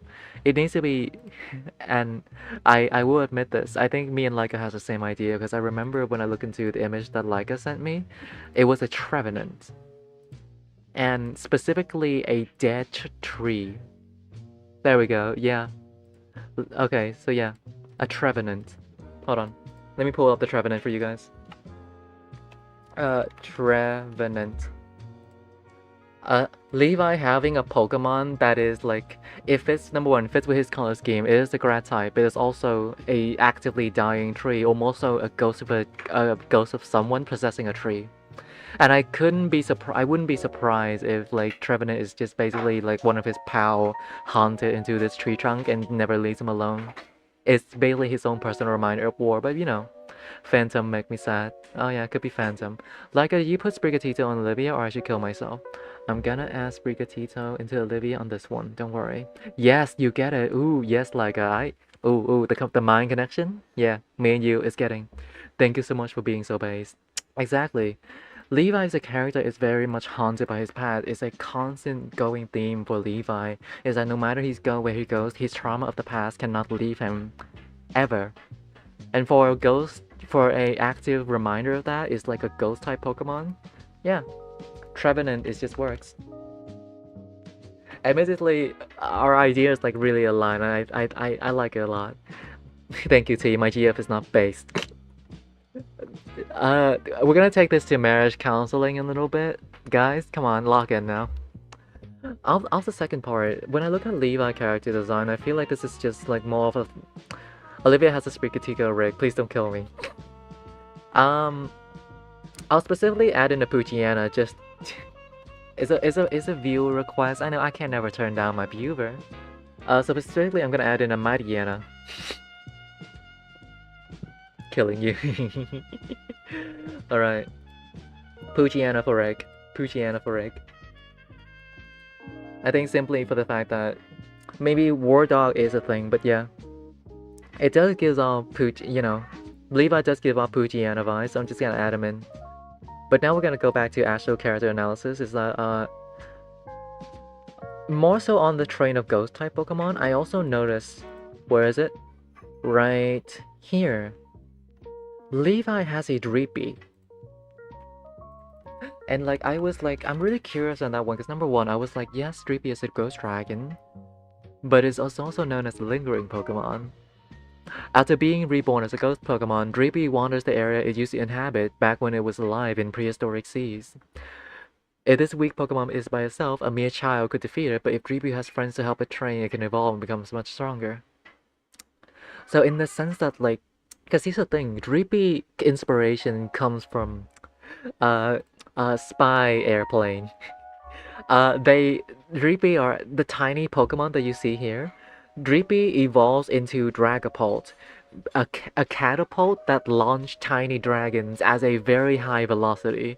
And I have never seen a clearer like connection between this and a gunfire. Dreepy droppy, dreepy droppy, drippy drop. So yeah. Second Pokemon Dreepy just works. And I like the general theme going on is ghost type. Like, Levi is anything but normal. Levi has been denied of like a normalcy in life his entire childhood, and it makes sense that his team is just so radical in that sense. Yeah. Poochyena. So Dreepy, Trevenant, and Poochyena. It also shows another thing as well, because like Dreepy is not a mature Pokemon. Like, Levi never gets to have the chance to have a childhood, and it reflects it in his team. They are Pokemon that are very much absent of the fact that they have becoming an adult Pokemon later on, as well as they are absent from just any sense of normalcy, as well as like, damn T, okay T, people are not vibing with my Levi character reading. I apologize. Anyway, yeah, we're gonna add in a Dreepy. Now onto the next one. I feel like, now dare I say this, we add in a Pokemon that has hallucinogenics related thing. Now we might be tackling a very different subject that I should be tackle in like a very meaningful way, but at the same time, I feel like there should be at least one Pokemon that is having the most highest relation towards his addiction, and is really struggling to find any other Pokemons besides Sprigatito. But at the same time, it's a bit too happy for Levi. So I do know one Pokemon that has something related to hallucinogenic. Spritzy, specifically Aromatisse. It divides various scents, pleasant and unpleasant, and emits scents that an enemy dislike in order to gain an edge in battle. We vie too much with your reading. Let him have the happy week cat. Sorry, the happy week cat belongs to someone else, and that is his wife, and we're gonna talk about his wife later on. But when it comes to this, the scent that constantly emits from his fur is so powerful that this Pokemon companion will eventually lose their sense of smell. Keep a note of this dialogue. My reading right now is that Aromatisse isn't a Pokemon that specifically make him high. It's a Pokemon specifically helps him get away from his highness. It's the fact that he just happened to stumble upon this Aromatisse that he realized that can just like the absolute overwhelming scent that this thing emits can help him forget about the fact that he is actually yearning for something really badly, right? It's basically such a distracting smell that he can't focus on anything else besides the overwhelming sense of aromateas. And maybe this can actually help him avoid getting, suffering too much from the withdrawal effect. That is my reading on it. However, the color scheme doesn't fit. That's mainly the only main reason why we're not adding aromateas into it. The color scheme doesn't fit. So we will put a pin into aromateas, and then we're gonna continue with that thought later on, yeah? We basically either needs like a Pokemon that can help him cure of his very much withdrawal effect symptoms, withdrawal symptoms, a Pokemon that actively helps him out outside of battle. More of a comfort Pokemon if anything. Yeah. So I'm really gay ass Pokemon. Oh yeah. Oh yeah. Let him have an aromatisse. I mean, hey, one people agree, so I feel like we'll put a pin on it, yeah? We'll put a pin on it. Aromatisse. Aromatisse added. This is a very fucking gay Pokemon. Incredibly gay. It's like straight up like a plague mask, so we're...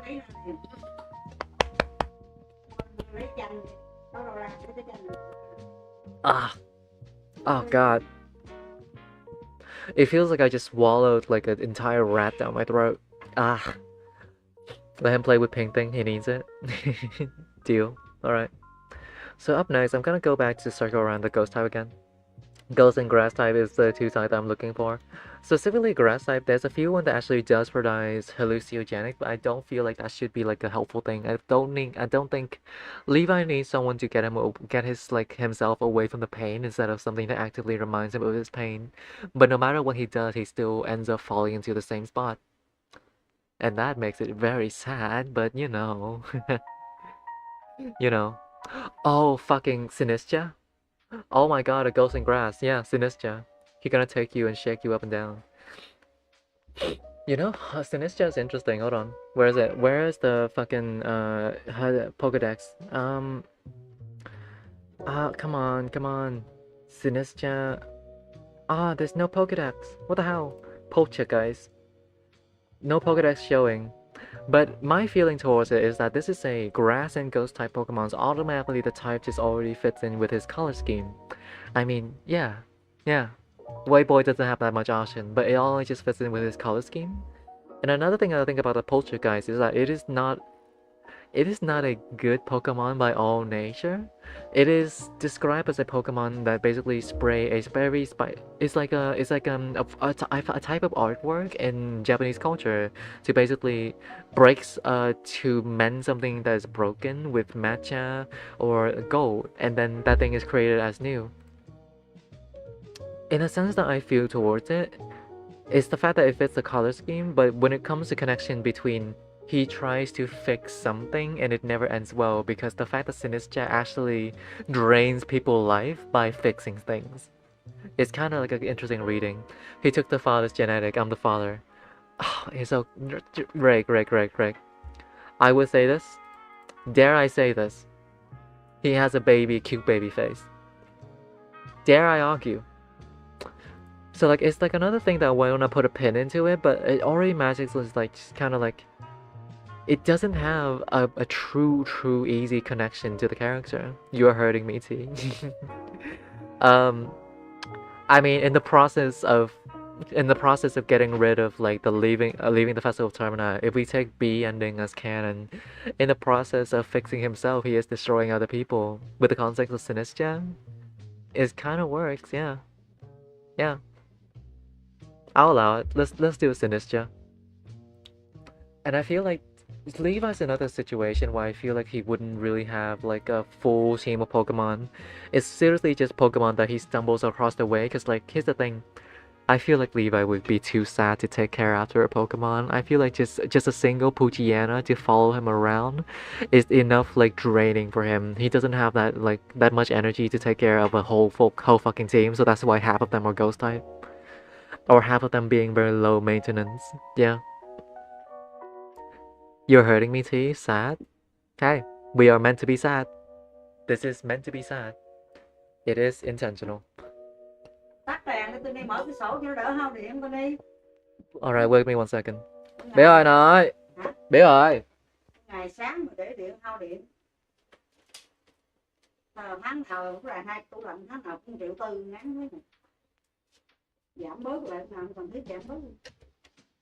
Quạt máy rồi điện rồi. Hi guys. Nào nắng hả che mà mát. Oh, hi husband, welcome back. Oh, you finished your video. Oh yeah. Hey, like I fucking caught that. Hey. Okay, T's not here anymore to say bad words. Hey, you can't fucking run from me. Oh no, it's back. Yeah, I'm back. I'm fucking on to you. Anyway, hey guys. So yeah, this is the Levi team. I'm gonna send this into the server real quick. Ba-da-ba-ba. Alright, on to the next one is Levi's team. I'm gonna take a picture and send this into the server. I like the general theme going on with this. This is really nice. And in a way, I could feel like Sinistra could also be read as like more so the fact it's like a ghost of a friend that has haunted an item belonging to Levi, and then now it follows Levi around trying to fix things or trying to make amends with Levi. Basically like a Pokemon that Levi abandons on the field.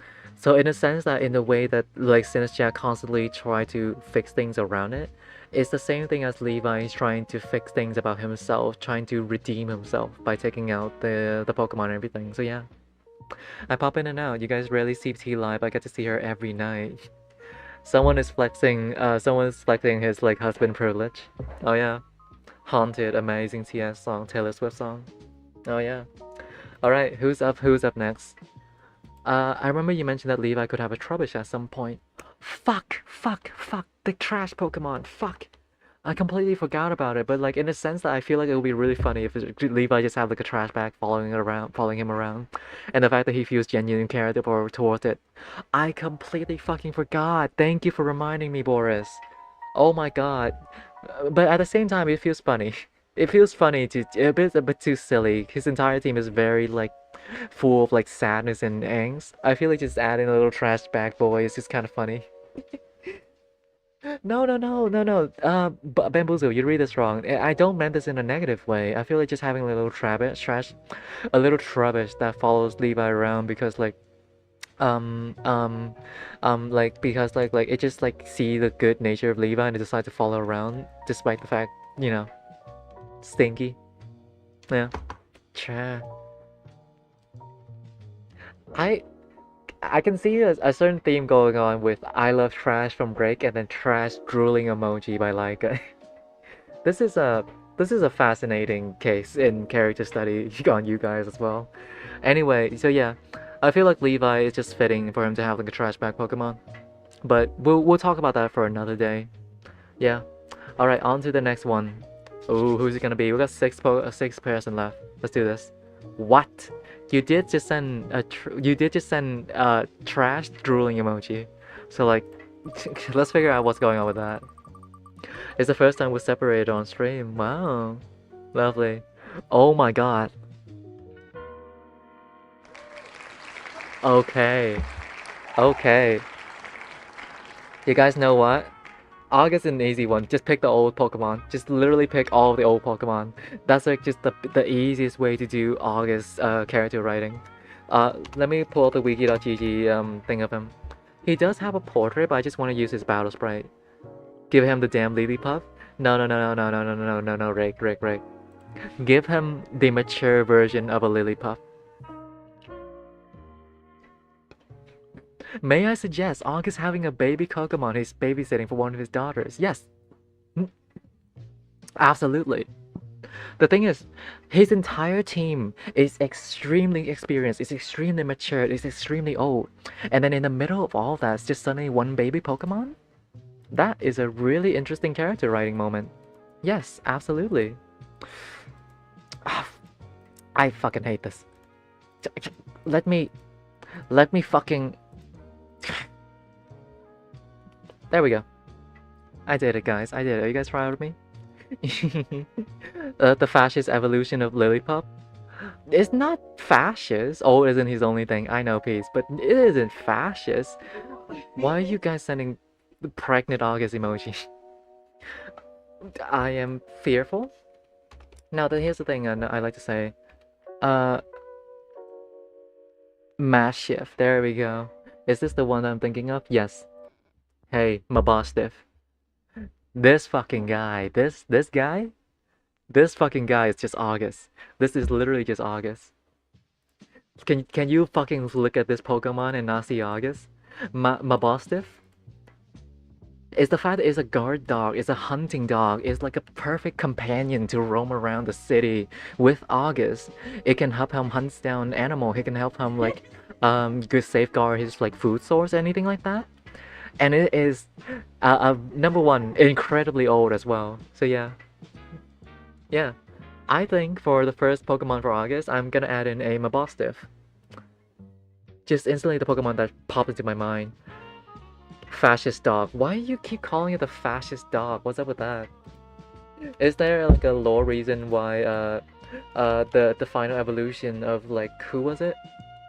The final evolution of Lillipup is like a fascist? Hold on, Lillipup. Fuck this Stoutland does to you.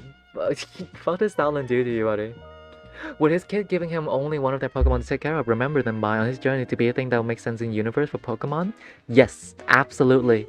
Even the thing is like for August, when we think about the trainer class August would be, I feel like he would be a gym leader, or at the very least he would be a NPC that just kind of like sits on the other.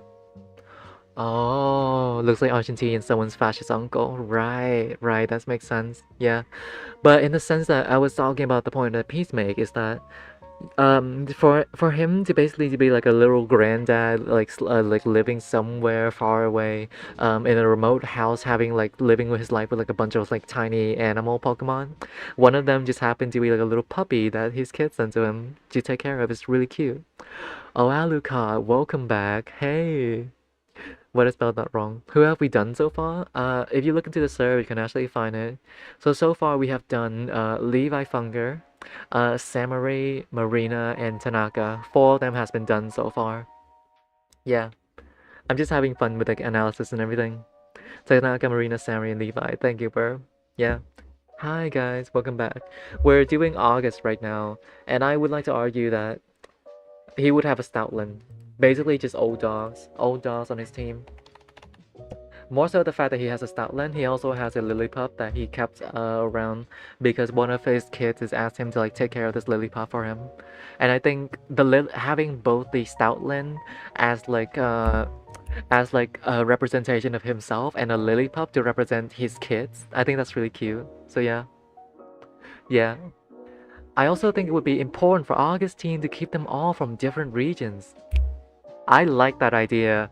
The Ragnarvalder family heritage thing is about like traveling and like more of like a nomad type of life. And it makes sense to be like a monster hunter to really pick up Pokemon from around the world. So that's why all of his Pokemon are from different regions. Good reading, good thinking, yeah. So off the top of my head, we can go for a few really simple ones right now. Collecting Pokemon along the way, oh my god, yes.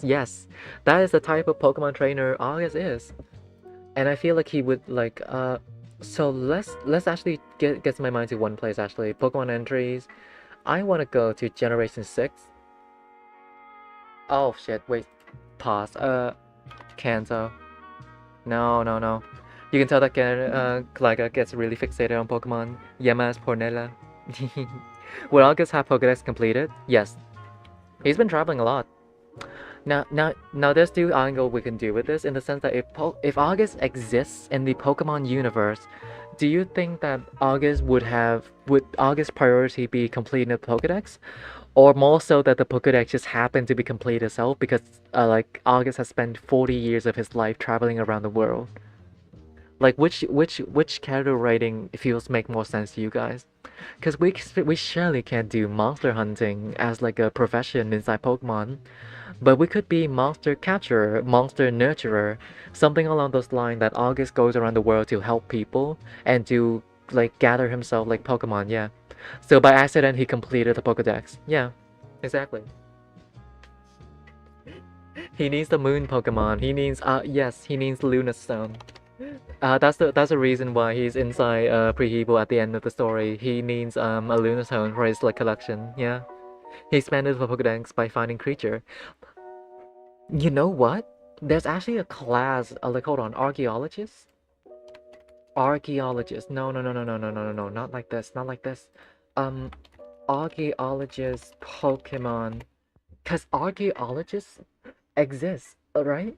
Like, my reading right now is August is a explorer and an archaeologist, someone who archived Pokemon history. And for his team to having a specifically fucking what's the name? Uh, fossil Pokemon would be nice, yeah. Hi, I guess I excited Pokemon, sorry. I'll tell you this. Within the tea community, you can get excited and passionate about your favorite thing as much as you can and nobody would judge. I would never judge and so should you. Never judge yourself, never judge anyone else. You can be as expressive as you can about your like love for a certain thing and nobody would judge you. I love creativity. Come on. I've Reg is throwing beer bottles at me for typing too fast. It's okay if Reg judged like a lot. We'll just kill Reg. We just kill him. Straight up. Straight up. Straight up. How do you think I got here? Yeah, how do you think Boris got here? I married him for a reason. Well, you're so mean to me? Well, this is because you're being mean to your girlfriend. So like, hey, keep that in check. So anyway, August being like an explorer type guy, being like more of like an archaeologist and everything. Let's give him a fossil Pokemon. Let's give him a fossil. Ah, fuck. Right. How do I do this the easy way?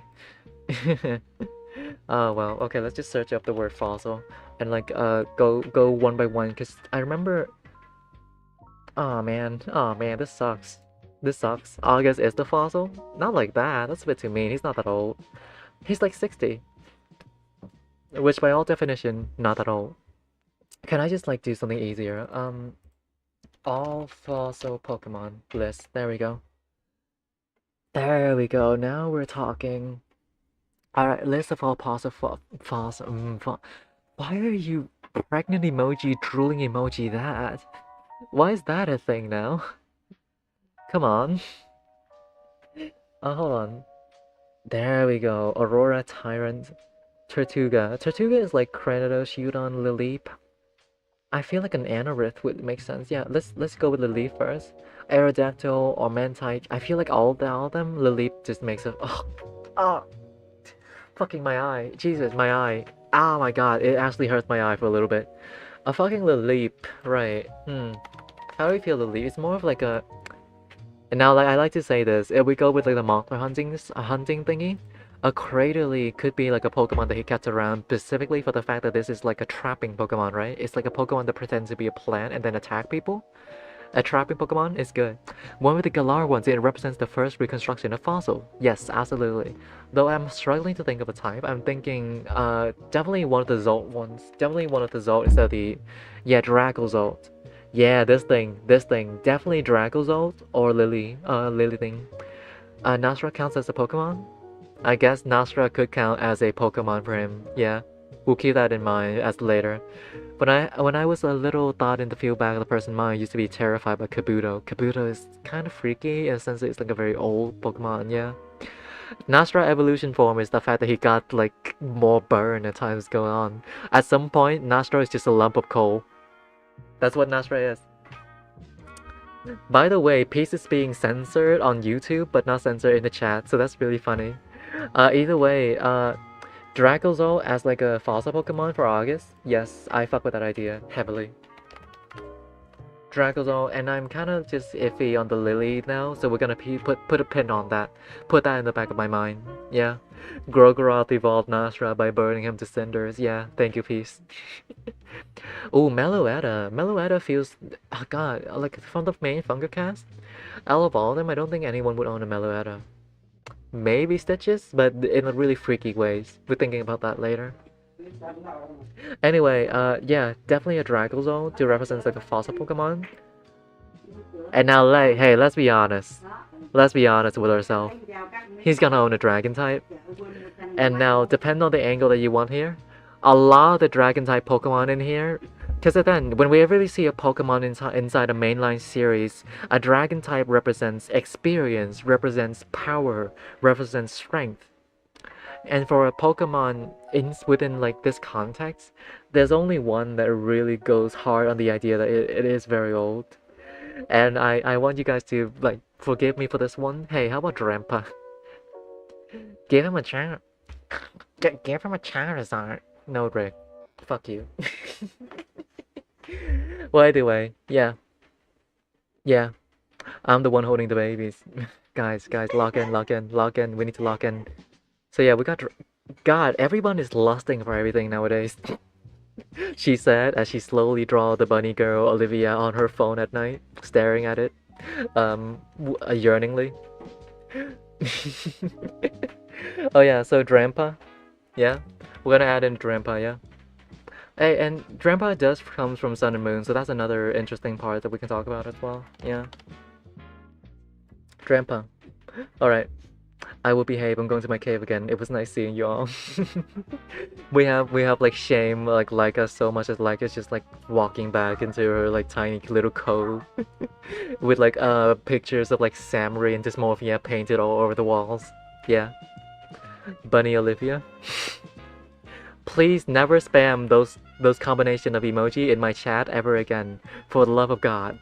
Jesus Christ. She will emerge soon. Was that she will come back soon? Fuck, Ashala. I forgot the full writings. I suck.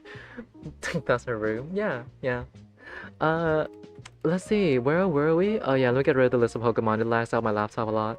So anyway, back on the Pokemon team. I feel like he is an experienced trainer, and I would like for him to be full team actually. So let's say.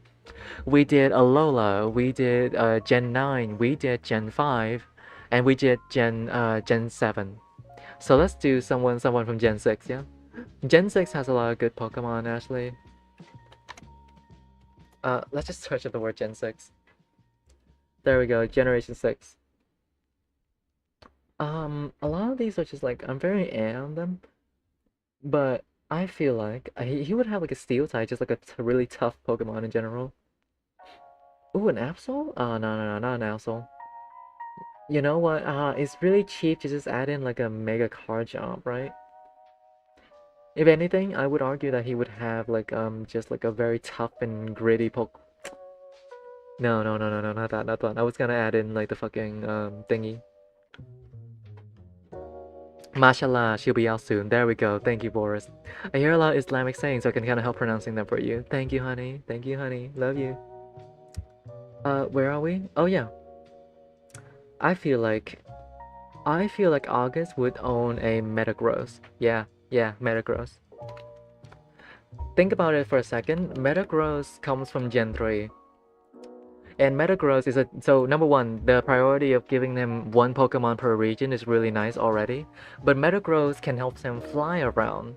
It is a Psychic and Steel type. He is strong enough to carry the weight of a August. So yeah. T, will you add Marco to the wheel if I post a doodle of Marco I drew on the stream? Yes. Only, yeah, I'll only do it if you send me the little drawing that you made of Marco. It's not like I'm gonna add it in anyway later on, no. Well, either way, I just want to add in a Metagross because he's tough, but if you guys have like a better argument for a different Pokemon, I would absolutely add it in, yeah. Still, either way, Metagross. And now we got a pretty fucking solid team going on. Sure. Sure. Specifically, Mega Metagross. Yeah, Mega Metagross makes sense. That looks fascist enough for August. There's a certain theme going on, you know. Sure, it just works. Sure. This is like one of those situations where I can really only reply like "what the hell," sure type of moment. So yeah. All right. Up next we got where was he? There we go. Take a picture of this. Some can send it into Discord. All right, and that is the solid team for August done. Lovely, lovely, isn't it? Okay. So August is off the wheel. I'm gonna add in what about T's Pokemon team? Oh, you really want me to talk about it? You really want to talk about it? As I slowly take out my vampire butler outfit? You want me to talk about it? I can talk about it all day if you guys want me to. But no. The focus on today's stream is the Pokemon, is the Funger character Pokemon. So let's focus on that first, yeah. Um I'm gonna add in Marco. I sent it on Twitter. Ooh. Okay, hold on. I feel like if I open Twitter right now, I'm gonna see boobs. So I'm gonna open it on my phone actually. Peace, can you add me on there real quick so I can just go on Twitter easier? Or is it just like in a reply to my stream? The focuser. The colors might look bad on the stream though. Where? Don't worry, I'll pull it up. Give me a second. 1 second. Ah, my ears are starting to hurt a little bit because right now I'm wearing both my headphone and my glasses at the same time. More glasses. Where can I see? Please say, can I see T? Later. You you actually, if you go to my my private account, you can actually just find it if you just scroll far enough. I sent it to T. Okay, I'll see it. Hold on. I'm checking through my DMs. Give it a second. I like that. I like that Boris is advertising my stream right now. I love my husband. Uh, focusing. I can't find it. Speaking of Pokemon, I'm curious about mine. I think it'll be a little fun thing to do in VCs. It'll be like, hey, what Pokemon team would you guys have? But that is like definitely safe for another day. Yeah. You know what, Pete? Can you send them into the T Fungerling server so I can actually download it easier? Because I can't find it on Twitter at all. But we did add Marco in if you guys don't mind. Yeah. Hi, Demi and Limbus. I'm Dad. My fucking back. Scroll the wheel. Who is it?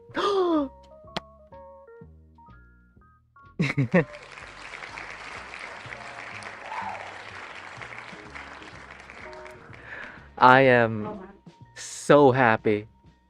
I am filled with so much joy right now. I am incredibly happy. Okay. Olivia, huh? Olivia. I am so excited. Wife of the wife. Exactly. Thank you, Boris. Yay. Olivia has wiki.gg. Give her the Sprigatito. Yeah, you know, I'll allow it, sure. Is a friend request. I send it to your main account. Oh, that's the issue. When I enter, it's really hard to enter DMs on Twitter on the phone. And okay, risk it for the biscuit. Risk it for the biscuit. I'm just really fear of like accidentally like showing up like. Oh, I thought that was boobs. Hi, Kami. Let me go into my DM real quick. There we go.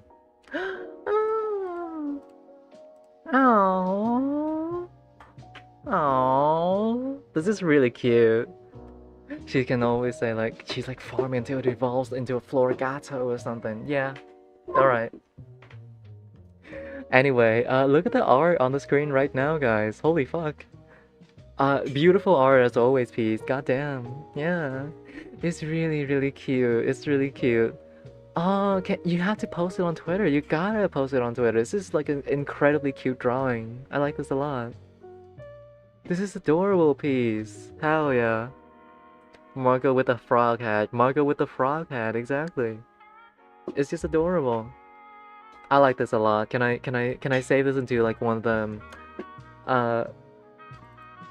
can I save this into like the what was the name of the folder again? The drawing from friends? So I can like showcase it at the start of every stream. I would really love for this to be there, yeah. Thank you, Peace. That's very lovely. Alright, anyway, Olivia has. Hee Olivia has. Oh, I love my wife. I love my wife. I love my wife. Okay, lock in. Shit, I closed the thing. Fuck. Hold on. Where is it? There we go. Alright. So my Pokemon team, and let's talk about Olivia has. T, you never added me on the drawing friends thingy. I'll never forgive you. You have your own file. Do you want to know what the file name is? I call it the Evil Rick folder. Can you guess why the folder exists, Rick?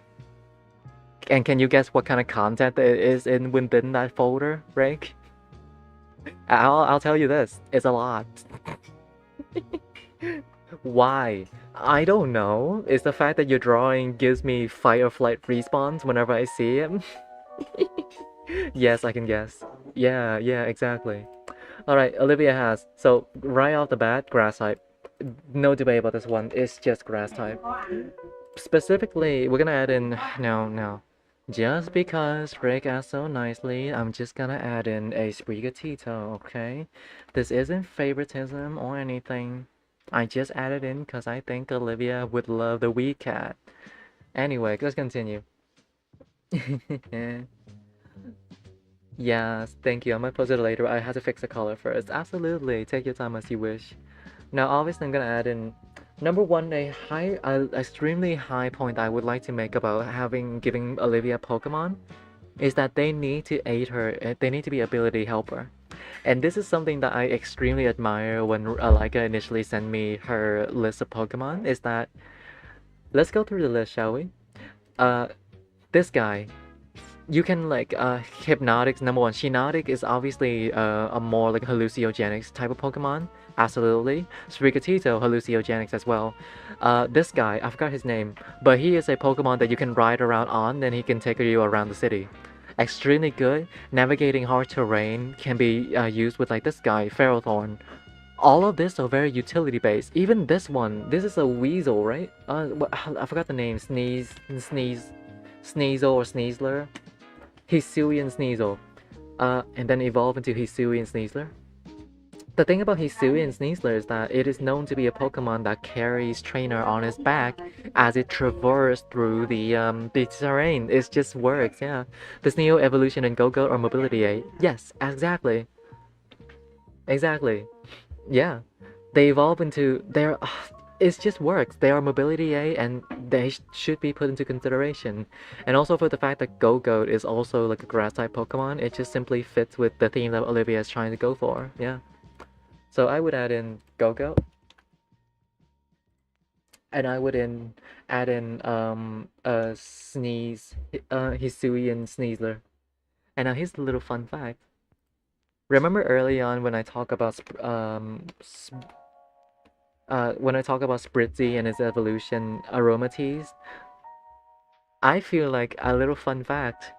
My personal headcanon going on is that the Aromatisse that Levi have right now is a gift by Olivia, because Olivia wants to give him a Pokemon that can help him ease away like whatever like pain and like hardship like Levi is going through by giving him like a Pokemon that can give it like a very pleasant scent. I believe that Aromatisse is a gift from Olivia to Levi. And I hope you guys enjoy the headcanon of mine. I feel like, I mean, Rick is spamming the pregnant man emoji. I think that means he likes it. Yeah. Yeah. This is Epiphany. This is very Epiphany. And now on that theme, since Olivia give Levi a Pokemon, I'm gonna let Levi give Olivia a Pokemon as well. And I'm gonna think about a ghost type that Levi gives back to Olivia. More so that. Oh my god. It's fucking Mimikyu. The entire base team that Leica built is already there. Mimikyu is like No, well, no, I really enough. No, no, no, yeah. The funnier option is Levi giving Olivia the trubbish.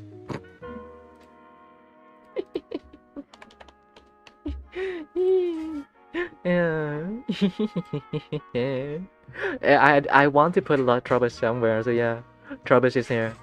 We are actually gonna add in like, well, I'm gonna think more about the fact that the grass type thingy again. 1 second, there we go. I'm gonna go on the grass type again because I'm pretty sure there's another hallucinogenics related Pokemon that I wanna find.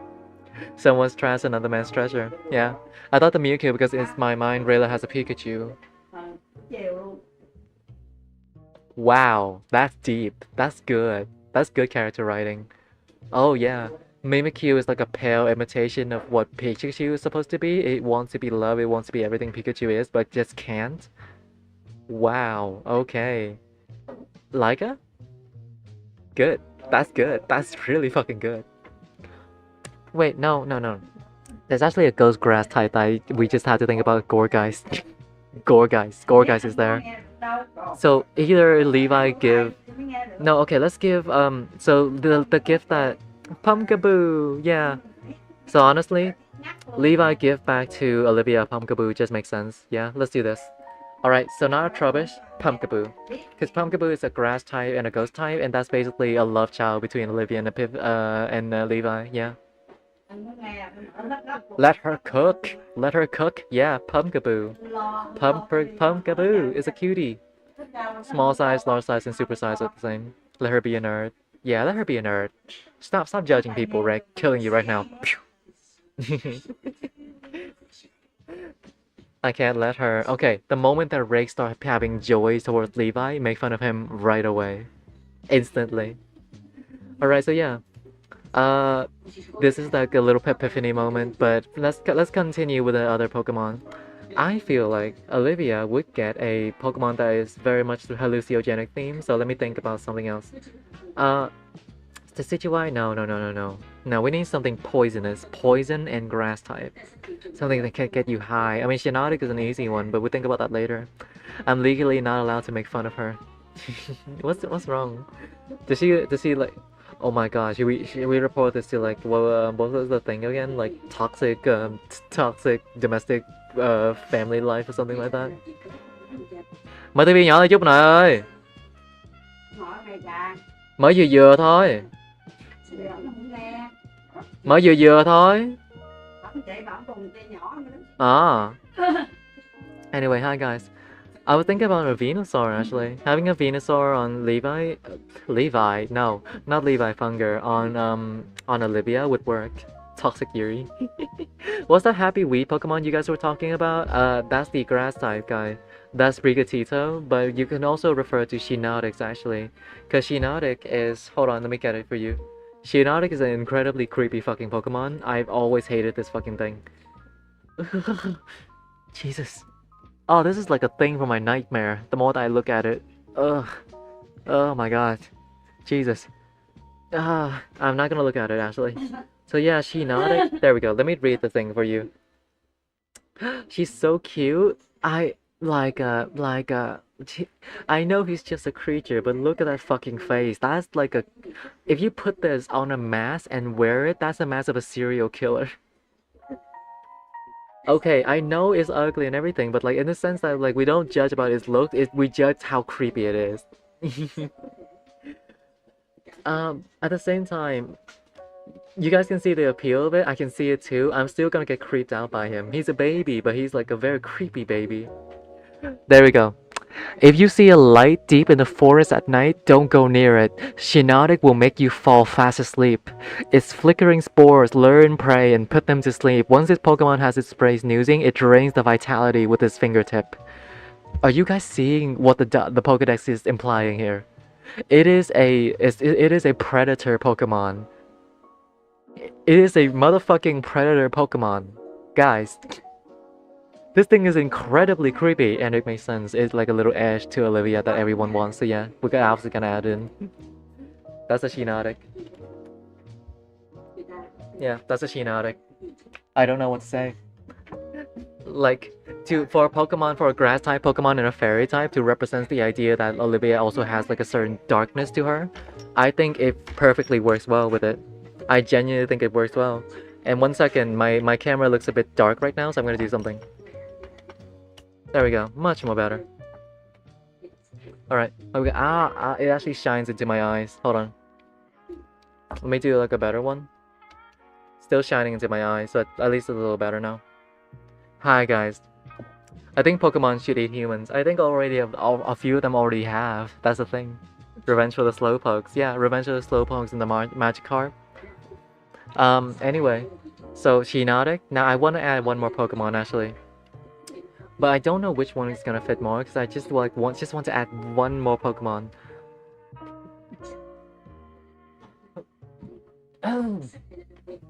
Let me log in. I feel like time to get a Pokemon that relates to Rayla.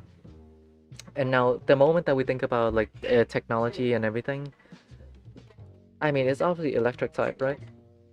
Electric type. There we go. Electric type Pokemon. I'm gonna search up whatever of these. Like, it more so is like a reminder of Rayla, if anything. Yeah. Add me, I'm a Pokemon. I don't know if I can. If I search up the word Rayquaza, I don't think the word Pokemon is gonna pop up next to it. I forgot all about Shiinotic until today. I forgot it haunted me. Oh yeah, I re-immersed like some memory for you. For like an electric Pokemon, I feel like something I would have considered earlier is like, where is it? Hold on. Where is it? Circuitry. And for some reason, when I look at this, it's like such an otherworldly Pokemon. It is like an Ultra Beast, right? And when I look at Circuitry, I feel like just something this crazy. This is definitely a Rayla Pokemon. Like, no matter how much I think about it, Rayla owning like very much like legendary or like Ultra Beast Pokemon in comparison to Olivia, that's a really, really awesome contrast, yeah. Ultra Beast, yes. She said it. Rayla. See, I thought you said Pokemon that relates to Rake. No, not that. It looks like Logic, yeah. Yeah, the connection between Logic and this thing is just palpable because like power line and everything, that's just easy to say, yeah. But I'm looking for another type of Pokemon that just fits with Olivia that I'm very struggling to find. Oh my god, a Rotom. Right, a Rotom Grass. Fuck yeah, dude. No, that's stepping into the territory of a Bella. No, Rotom is more Bella, if anything. God, we're having like a struggling a bit here. My favorite Ultra Beast, I think, is Formosa. Oh, Formosa is a good one. I like the jellyfish one as well as the Stagataka and Circuitry. All of them are just really nice Pokemon that I just kind of fuck with a lot. You know what? A tiny bug. A tiny bug for Olivia. Joltik. Or a Dynamo, actually. A Dynamo. Yeah. I can see Olivia owning this thing simply for the fact that it's more so the fact that if Olivia owns a Dynamo, then Rayla would own a Electros. We're making like a little story going on here. Olivia owning like something that relates to Rayla. Or basically her chance to like, hey, she sees Rayla rock someone's ass off with like a Dynamo. He was Electros, and she was like, I'm gonna be like her. And then she realized that she has to be like a while and able to like even get to Electros. She needs to evolve it first and then get like a Thunderstone. Dynamo just works. It's a baby Pokemon, yeah. All right. Dynamo, and I feel like this is like the most obvious one that if people look at this, they will be like, oh yeah, because Rayla, because electric. Yeah. So we're done with Olivia Haas. I'm gonna... Oh, I can't wait to make like a thread of this on Twitter later on, because this has generally been really fun. I'm enjoying this a lot. There we go. Good team, good team. I'm having a lot of fun doing this. Because I'm getting to see a side of you guys I really like is the fact that you guys are putting a lot of effort into reading about Pokemon characteristic as well as the character personality. And from there we can devise what a Pokemon team around this character would be like. I think this is just a really fun exercise to see how well you guys would do in a situation where you guys have to analyze the character critically. And I'm glad that I can be the space for you guys to do that. This feels really nice. Yeah, is what I'm saying. And I'm gonna go drink some water again. So, while I was gone, don't say anything mean. All right, bye.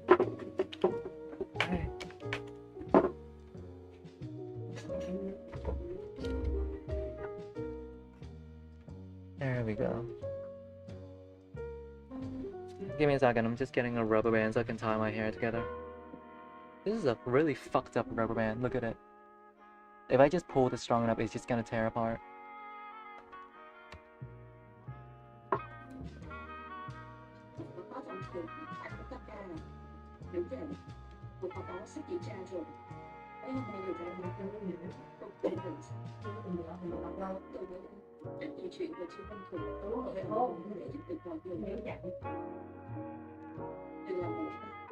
Giờ để con thấy đi trường một lần tròn đó, nhà sẽ có quyền và con nữ của tổng trước ca sẽ bắt chịu cô tham ca và tính tiền tăng ca trong tôi đó.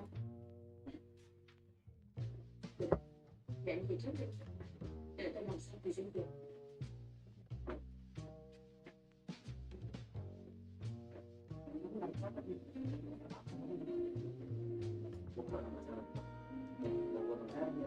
Ở trước tét vô luôn. Tôi không đeo tai nghe đấy. Nghe nó Mấy cái tay máy nó đen này nè. đúng rồi, tôi không đeo tai nghe nó tém vô thì nhạc sĩ Giống lò xỉ. Giống lò xỉ. ca sĩ nhạc sĩ mà mình mua pha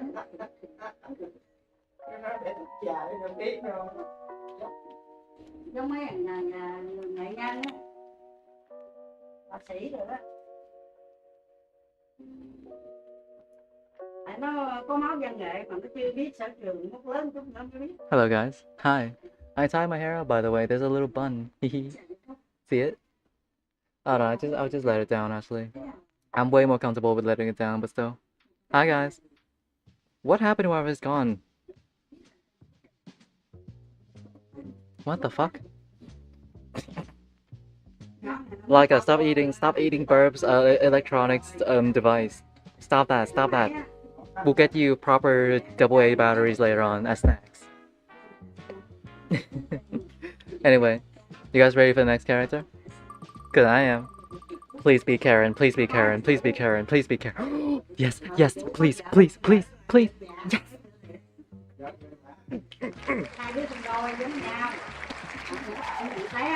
I am so excited. I am so excited. Ooh la la, baby, ooh la la. Let's do this, let's do this. Oh, my grandmother is very passionate about the movie in the background. Give it a second. Two peaks next to each other, let's go. It was so close, sorry burp. We gotta do it like this.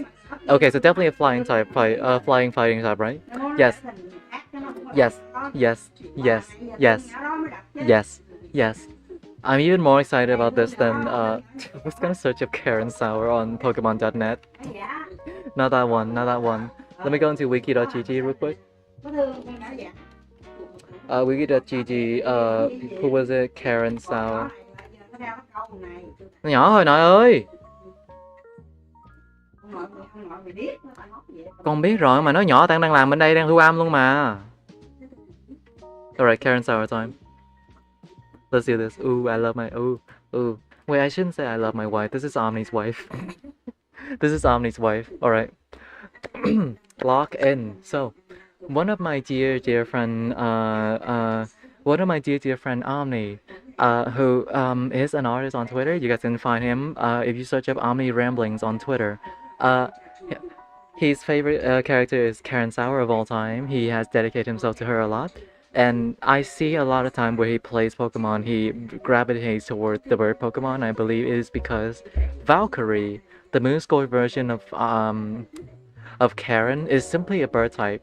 And when we talk about the Valkyrie is both a vulture as well as a Norse mythology type of like monster deity. Not definitely monster, more like a deity. So I feel like an obvious answer is just, is it Mandibuzz or evolved? Yeah. The obvious answer is there's really only one vulture Pokemon in one vulture in Pokemon, and it's Mandibuzz. So yeah, Guys, oh my god, like Ulsa is gonna coming next, alright? Out of 4 of them, I think Ulsa is the most likely, so don't worry, it's gonna happen. Unless Ulsa is gonna be the last one standing, so yeah. So, for first off, Mandibus is just simply the easiest answer. Now, a thing that I really like that Liga did is that for the Karen team, there is Absol here. Let me read Absol's dialogue for you guys real quick. The dex entry. There we go. Every time Absol appears before people, it is followed by disasters such as an earthquake or a tidal wave. As a result, it came to be known as the disaster Pokemon. Absol has the ability to foretell the coming of natural disaster. It lives in a harsh, rugged mountain environment. This Pokemon very rarely ventures down from the mountain. You guys see what I'm saying? You guys picking up what I'm putting down? You guys eating what I'm serving right now?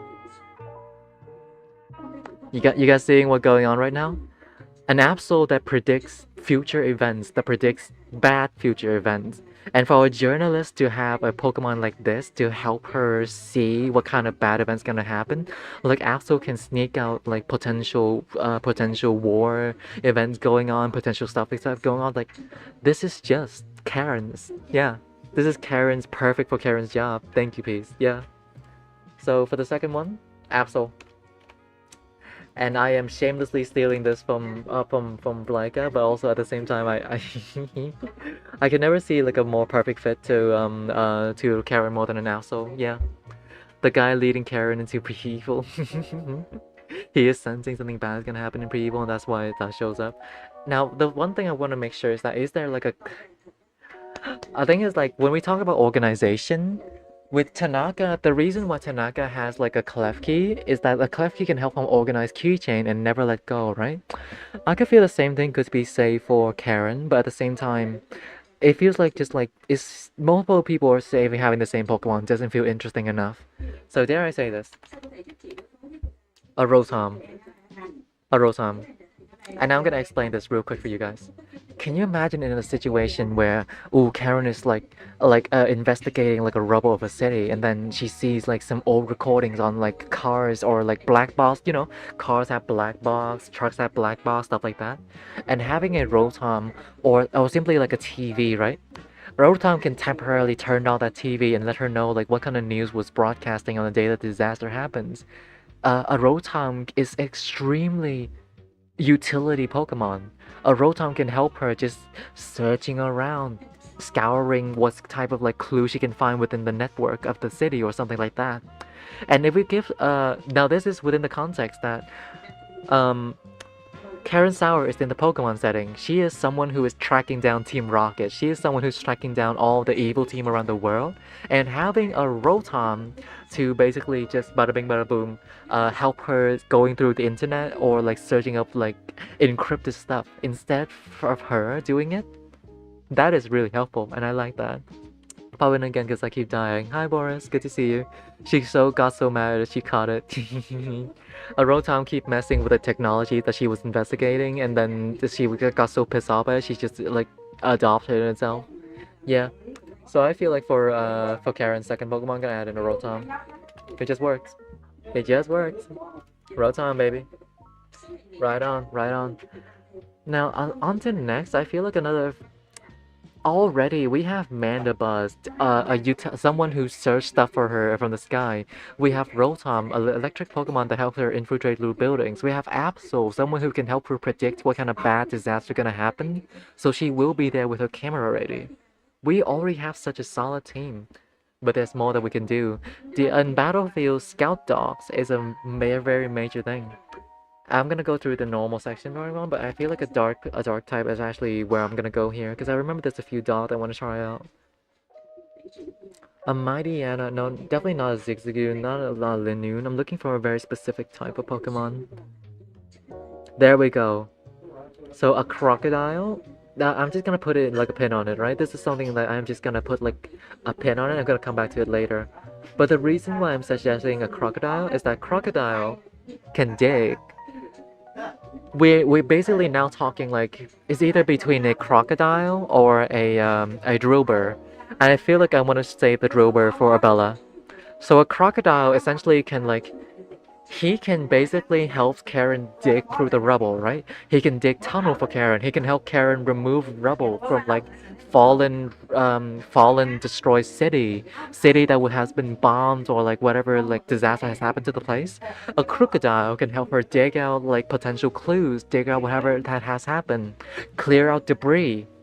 It's just perfect, isn't it? Yeah. That's why I suggest for the second one is a crocodile. Yes, baby, ooh, oh yeah, crocodile, crocodile, and oh my god, crocodile, crocodile is like mid. Now my feeling towards it has over. Now I'm kind of ran into like a situation where like shit. Now what do I do? Well, fuck. And I would like to hear your guys' opinion on what kind of Pokemon would I like. Should I add into like the Karen line next?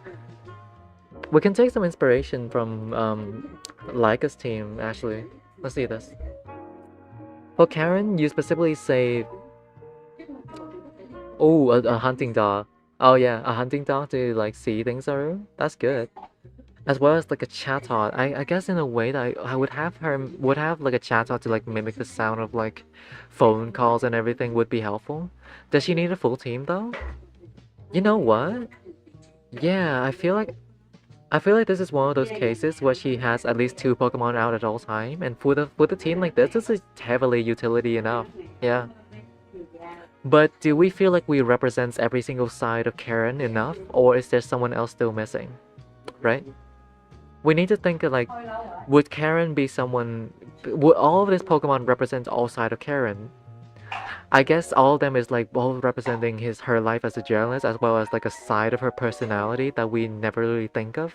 She is smart and clever and like very like easy to improvise like a Rotom. She is like the vulture imagery and her guilty feeling towards her job as a journalist is already there. That's good. Absol, does the fact that she constantly chase after bad things or bad things happen around her, that's another side. And Crocodile, I guess it's just like darkness in general. Just darkness in general. I feel like a side of Karen I would like to represent is the idea that Karen would also help people a lot. Karen is like, it's hard to say, but she is like a very like justice centric character. Is a character who constantly believes in the righteousness of people, right? Someone who have experienced bad things, who have experienced the cruelness of humankind, to really be like, yeah, I want to fight for justice. And how would we represent that side of her as a Pokemon? I think at least one more Pokemon is needed, and I'm not sure which one. So let's do that. Fighting type is what I'm going for. Ooh boy. Blissey or Chansey? Blissey or Chansey is a really interesting one because technically, I don't know this name spelling. That's the right one. They are healing Pokemon, yeah. So basically, they're like aiding Pokemon. But I feel like there's also like a certain complex that Karen would feel towards like having like very high feminine Pokemon. It's like a very complicated thing with like Karen readings. It's like this is way more obvious when you notice it with Abella, between the relationship between masculinity and femininity when it comes to Abella. But where someone like Karen, it is a little bit more subtle. Can you imagine being like a woman in this field job, right? Being a journalist, being like in a very male-centric job, being like people would constantly look down on you for your work and findings simply for the fact that you are a woman. Like those are the things that I'm very considering right now. And in a sense that she is kind of like denying her femininity a little bit, and that's okay. I feel like that's just something that she's just been used to due to the nature of her job. Yeah. She's very passionate about righteous things. Like she went back and forth on that in Paris arc, hating pre-villains and hating them. That's one of my favorite things about her. An active hater all the time, yeah. Translate into Pokemon, I feel like that's just like a Pokemon that is very not arrogant but very believe like it has like a very blind sense of justice, right? A blind sense of righteousness. Or just a sense of righteousness in general. And I'm struggling to really think of anything that really goes along that line that doesn't really enter like the dark type territory. But we'll think about it. Hating pre-villains and feeling bad for them is what you meant. Yeah, I got it. I got it. I see. Honestly, Blaziken? I mean, hey, hold on. Where's it? There we go. I feel like Blaziken represents the anger side of her. The fact that she is so ready. Blaziken is like a very heroic type of character. You can look at this guy and you can be like, yeah, this guy is a superhero. You know what I mean? When I think about Blaziken, I think about a Pokemon that is like, hey, if it sees a bunch of people, bad people doing something, it will jump into the fray and start fighting them. And I feel like this is like a Pokemon that represents the idea that Karen is like a very righteous person as well. And I also, you know, the fact that he is also a bird, a chicken. So yeah, Blaziken, blazing chicken. Yeah. And here's the best part. If someone questioned me about any of this, I can give them a full answer because I put enough thought into all of them that I can fully explain why I would want this Pokemon for this character. And that makes me very happy. So yeah, this is the Karen Sour team. And I like this a lot. Let me pull the other thing. There we go. Ooh, such a solid team. It's just a Justice Pokemon, yeah. Lovely, lovely. Alright, we got 4 people on the list left, guys. Marco, Bella, Kane, and Osa. So let's talk about them. How do we feel about this one? Is there anyone that we're forgetting? I feel like Don, Pav. It's just them, Don, Pav, no one else. Caligura doesn't exist. Don and Pav is the only one left, yeah. And I think after that, we kind of settle. To be honest, the stream has been going on for 2.5 hours. I feel like I'll stop at like 4 hours, but still. I'd love to see all of them. Okay, we'll add them in later on, but right now, we're gonna do with like the what the people demand first. Alright, who else? Oh, it's never gonna get Akane and Osa. Akane is gonna be the... You know what's really funny? Marco, right? Now we only got the Polycule left. Look at that. Aw, lovely. Hey, this is like... We're giving time for the Polycule, yeah.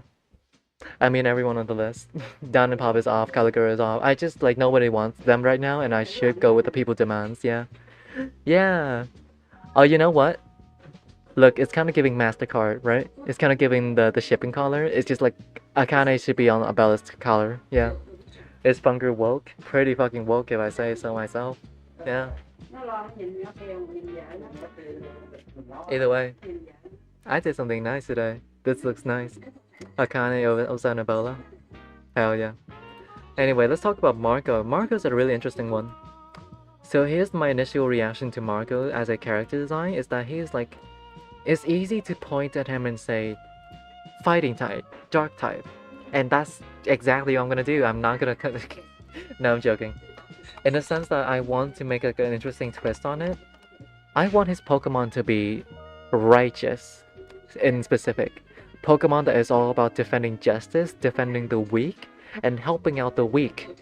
And in order to do something like that, you need to be strong and tough. And that just happens to be on point for Marco as a character.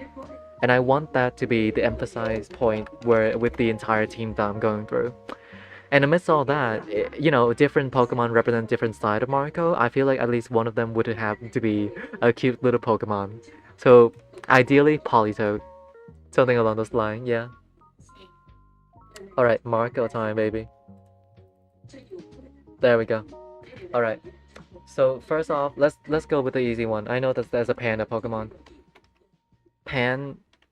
Pancham. There we go. Pangoro. There we go. Oh, look at this fucking beefy boy. Beefy Pokemon, instantly Marco. Beefy and muscular, instantly Marco. But we're gonna go with the route that, because I know that... There we go. Although it possesses a violent temperament, it won't put up with bullying. It uses the leaf in its mouth to sense the movement of its enemy. It charges ahead and bashes its opponent like a berserker, uncaring about any hits it might take, its armor mighty enough to snap a telephone pole. Do you hear that? It is like a Pokemon with extremely violent nature, but it won't like pull the line at like injustice and bullying. Tell me that this isn't a Marco Pokemon at all. Fucking look at me in the eye and tell me this isn't a Marco Pokemon. Come on. Oh yeah. Oh yeah. There we go. So, first off, Pangoro. It's just simple. It's just really that easy. Up next, I feel like now adding like a Machamp is a bit too a bit too easy for my feeling. It's a bit too basic for my feeling. So we're gonna keep going like the fighting type. I should have drawn him with a panda hat instead. Oh my god. Well, no, because like it is canon that he is into frogs. Come on. It is canon that his favorite Pokemon is a frog, so we're gonna put that in mind first, right? For his second fighting Pokemon, I feel like someone like a Chestnut would really do, because Chestnut is like... Hold on, I'll grab everything I'm gonna see from this list. I'm gonna be like, Urshifu is really funny, but we'll put it into our consideration later. Clobopus, Graplock, Hamako, Chestnut, Pancham. I think we're getting everything I need. Emboar is an interesting one. Hariyama is an interesting one. They're all interesting choice, but I'm specifically looking for like a very like tough, muscular Pokemon that just happens to be like very protective in nature and everything. And obviously a Politoed in there because I like Politoed. I like Politoed a lot. It just makes sense. There we go. Its tackle is forceful enough to flip a 50-ton tank. It shields its ally from danger with its own body. When it takes a defensive posture with its guarding its face, it could withstand a bomb blast. Chestnut, beefy, tanky, and defending the weak. That is what we're looking for with Marco, and we will add that into consideration. Like building a team for him is surprisingly easier than I thought it would be, because it all is just like really on his chest when it comes to like what kind of Pokemon that Marco would be into. And then up next, I remember, hold on, Krogunk. There we go. Krogunk evolves into a Toxicroak, a poison and fighting type. Hold on, there we go. Like, this is like a very boxing-centric Pokemon as well. Incredibly boxing Pokemon. You should add a Pokemon that represents his Moon Ghost Spheres, the giant. Yes, that is Toxicroak. That is Toxicroak right now, but we can add in like a very violent Maniac type of Pokemon, but we have to figure that out soon enough, yeah. Because we are like getting to that point. I want his team to be 5 Pokemon only. He's like utility based. He's like basing his entire team off of like just fighting type in general to keep his team like in a balanced, stable situation. So yeah. I'm gonna add in Toxicroak. Basically, it's because that Toxicroak has a lot of like inspiration from boxing and martial art in general. So yeah, Toxicroak, Chestnut, Pangoro. Now it's funny enough because like Pangoro already has that edge in him, right? In his Dex entry, we can kind of see that Pangoro is a Pokemon that fight with his fist before anything.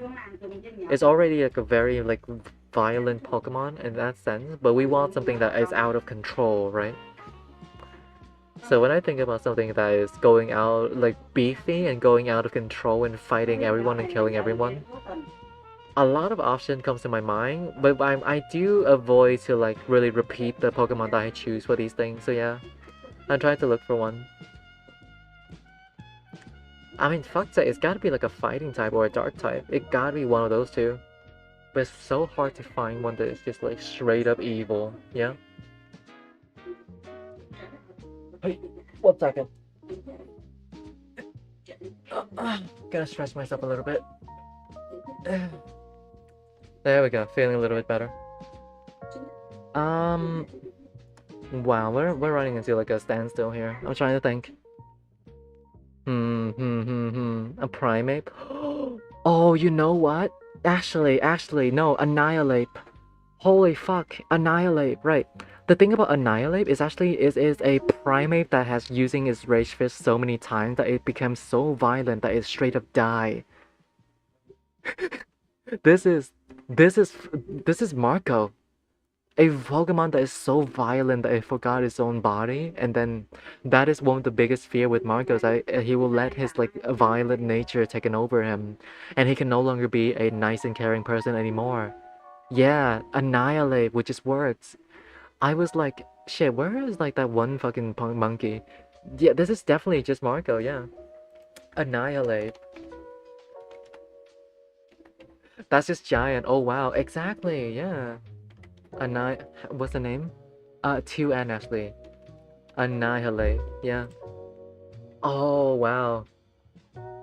This is the fastest one we did so far out of all the Pokemon list that we just did. This is the fastest Pokemon type that we figured out, and I like this a lot. Hell yeah. Alright guys, we finally made it to the Polycule trio. Let's do them. The bisexual Polycule. Akane, Abella, and Osa. So let's talk about them. Who am I expecting to do the most here? I feel like for the most interesting one out of all three of them, I think that would just be like Abella. No, it's gonna be Osa. Osa's gonna be the most interesting team. Because number one, we know that Osa is physically fit. At the same time, he is also very highly skilled and magicful, right? We need a Pokemon that shows off his pride, or we need a Pokemon that shows off that it can work well with him in like any situation whatsoever. Really like a cop buddy type of thing going on. I'm really curious on what kind of Pokemon we'll get. Osa, yeah, Laika is also praying for Osa as well. So let's see it, yeah? 3, 2, 1. Who is it gonna be? Come on. Come on, baby. Oh, Akane. Okay, Akane is a fun one, actually. Okay, you know what? If we're gonna do Akane, I actually need to pull up like a sprite of Akane. Burb, can you do like this? Can you send into my DM a PNG of Akane fighting sprite? I need Akane fighting sprite, yeah. Because with Akane fighting sprite, I can try to like guess I can just open it on the browser because I can't just open it from my file. Yeah. Akane, this is gonna be turned into a video later on, but Akane Masubara specifically is actually a character from the one of the mod available on Nexus mod. It is a brand new playable character for Fear and Hunger Termina. If you guys would like to check it out, the name is Akane Matsubara. Akane Matsubara. I'm pretty sure I did already. You had to send it me one more time actually, because I had to scroll through our DM a lot to actually find it, because we've been messaging and stuff. So the thing is like actually really buried, yeah. But for Akane already, I mean, one really simple thing to say is like, hey, magic, well, fairy, psychic. But I want something a little bit more interesting angle with that, is that I want to check out the other Pokemon that exists within this type that kind of gives off like, I mean, hey, hold on. I know there's a Pokemon that is based on the BDSM genre. Hold on. Serene Grace. And Serene Grace is learned by... Not any of these one. Hold on, she is a grass type. She's a grass type Pokemon. Yeah, send me the picture one more time. Thank you, Burb. Lovely. Alright. Open link. There we go. Akane Matsubara. So right off the bat, there's a certain theme going on with Akane and her interest in like romantical sides, and I feel like this is more of like a last pick type of thing, but I feel like for one of her later Pokemon, I would argue that Akane would own... Hold on, she's around here. Serena. I need to emphasize this. Serena is a grass type Pokemon that is a dominatrix. She is basically a dominatrix. She is a the high heel boots, she only evolves after she learns how to stomp on people. The fact that one of her moves specifically is a thing called, where is it? Well, there's a move specifically called like a grass whip that she does. No way, yeah. This is Akane. Oh yeah, oh yeah. Is that yes. So, oh, Sweetney, yes. Bounsweet, Sini, and Serena. So either, like, here's my thought about it. We can make it in this context. We can give her a Steenie instead, basically a pre-evolution version of, like, Serena. And then it basically just shows, like, oh, you know, she's like a sweet girl with, like, a little bit of repressedness inside of her. But that repressedness will eventually come to fruition one day when she finally has a chance to live a happy life. And I think for her to live like a happy life, all her signs are showing, and Serena will exist. So it's up to you, Burb, whether you not want to give like Akane as a pre-evolution form or fully evolution form. Do you know what's funny with the whole dominatrix thing? Do you remember what soul type Akane has? The submissive soul. I know. I know. But another thing about like the Akane Moon Scourge form is it's also like it's like a bound character type of thing. So like, you know, it could work either way. Yeah. Honestly, I'm gonna add in Dominatrix character because I think it's just really funny. Oh, she's just a sweet girl. She throws out a fucking Dominatrix Pokemon.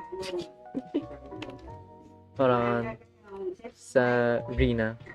Serena. There we go. For the up next Pokemon, I feel like we're gonna go into like the more magic side of her, right? And now specifically, I mean, hey, we know that like what was the thing? Akane has the ability to charm people. Maiden's charm straight up turn people mind go like numb a little bit and they start attacking themselves. So we like there's a lot of mind control Pokemon in here. But my obvious pick was like Beheeyem is a psychic Pokemon that can control other people's mind. But that ain't fun. That's not fun enough. That's not unique enough. I want something truly unique, right? So I would argue she would own. 1 second, I'm looking for her. She's around here somewhere. Come on, come on, come on, come on, girlie, show yourself.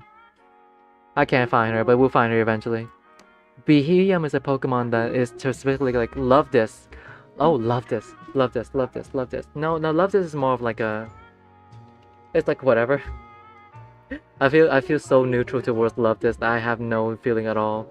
But love this is like a really silly Pokemon, but it actually kind of represents the whole love thing relatively well. Yeah. Yeah, actually, thank you, Bamboozle. Love this is actually just. You want to know a really funny fact? Where is it? There we go.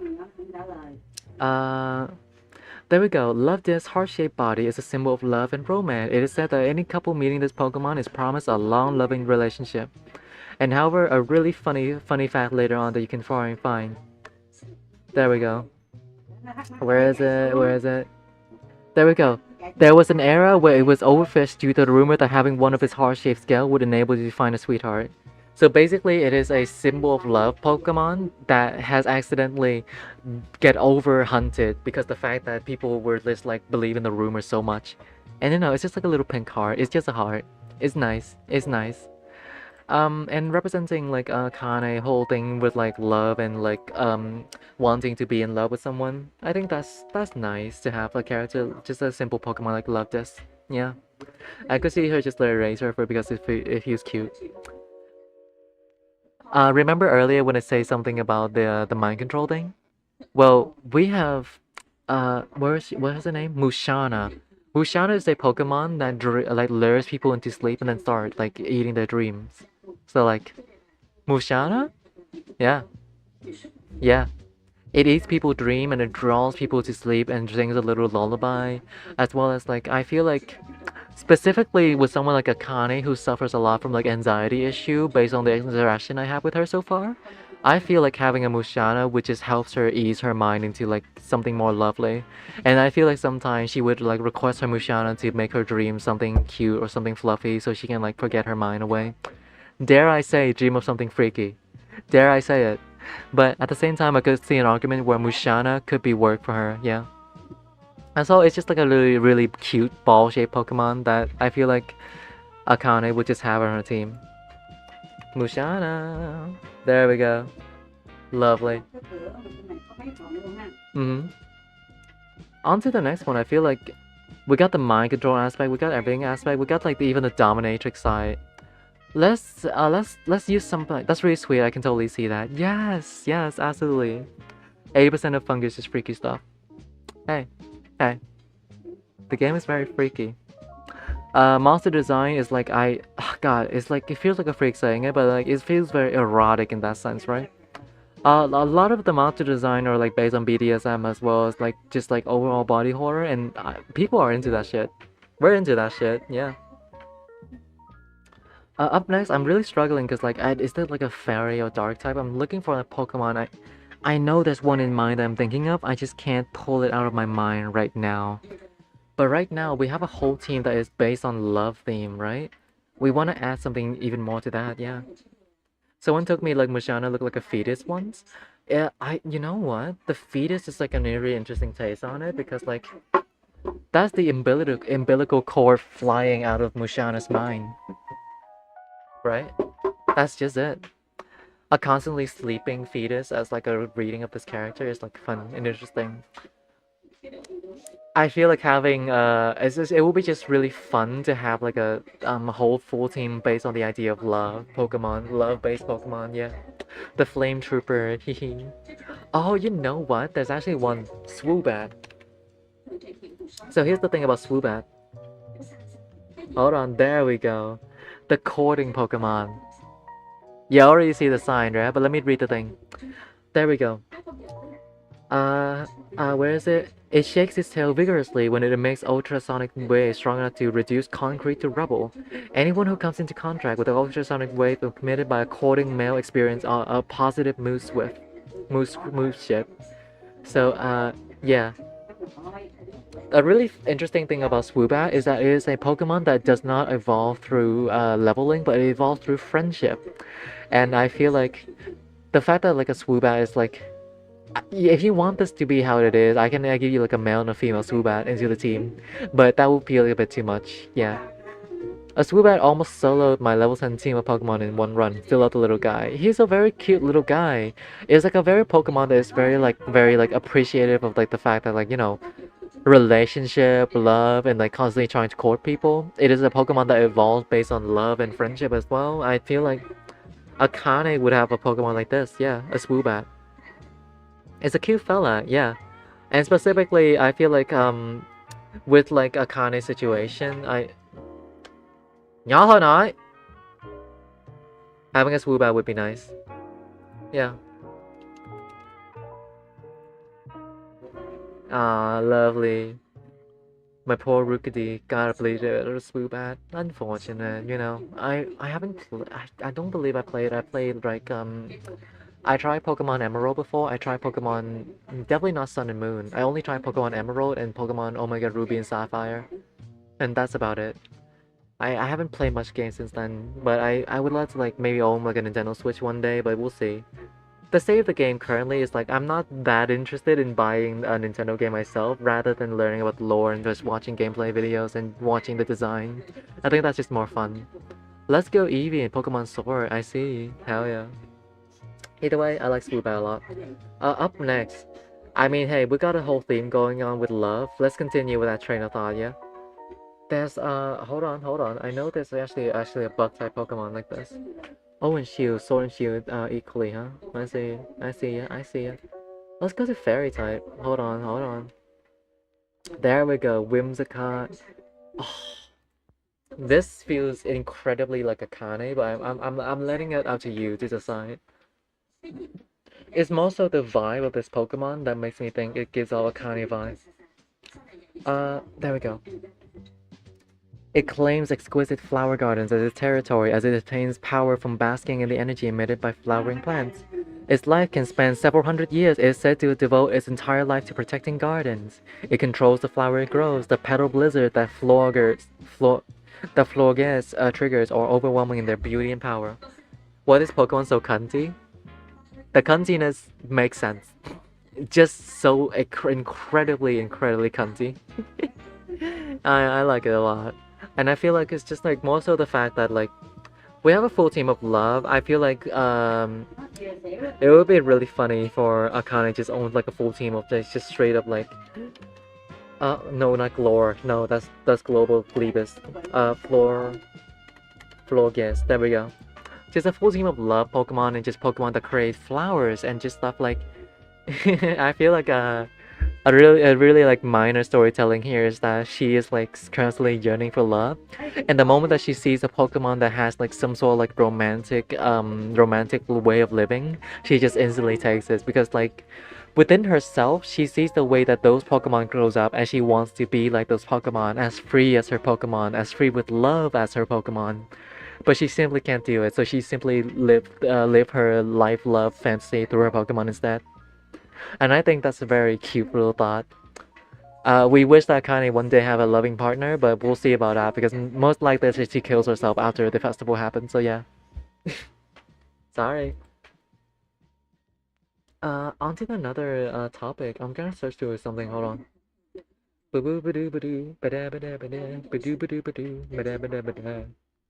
There's a lot of food Pokemon, oh my god. Yeah, all of these are very fitting with like someone like Henrik. Damn Tate. I'm just being realistic with the rating that I'm making, okay? Cut me a break. That's evil.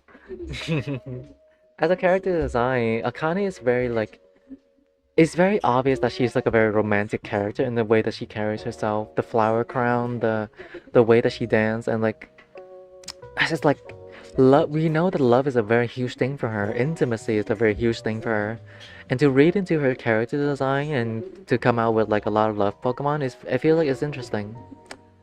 And now how do we make this interesting? Because right now we have a full team of love-based Pokemon, Pokemon that shows different aspects of love and life and everything. Let's make a little twist. Let's make a heartbreaking Pokemon. Let's make a heartbroker or a Pokemon that is so manipulative that is bad. We need to think about her Moonscorch form. Trapping, encaging, all that stuff. I'm trying to think of like I'm trying to think of a fitting case, but like I'm struggling to think of one. So we're gonna go through our mind a little bit here. Come on. Come on. Fire type ain't gonna do it for me, so I'm gonna go towards dark type. There's gotta be some like dark type Pokemon that just happen to fit well with like Akane. And we're gonna find them. We're gonna find them.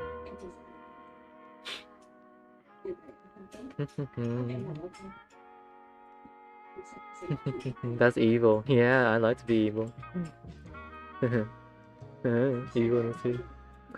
A life part is funny. Dare I say? Okay, like I got something. Like I got something. Feral Thorn. I mean, that's just her Moonscorch design. How can I say no? How can I just say no to that?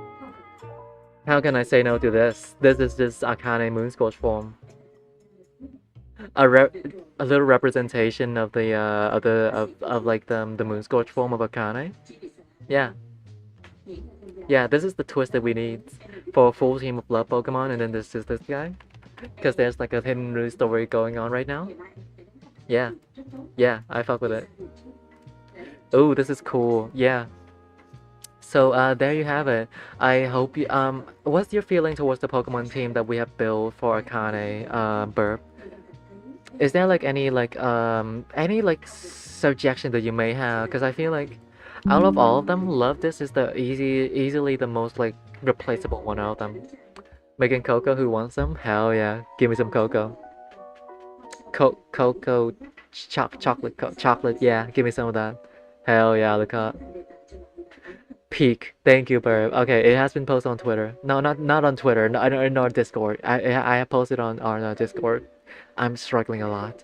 Anyway, yeah, we got like a really solid team going on. This is lovely. All right, who else is on the list? Bella and Osa. Oh, the lovely couple. Also, the Pokemon are great. Thank you, Feast. Thank you. I feel like let's just begin and see what we're going on, right? Not like that. A Ferrothorn kicked my level 30 team into the curve once. Ferrothorn is dangerous, I know the feeling, yeah. It also does it when I'm killing myself.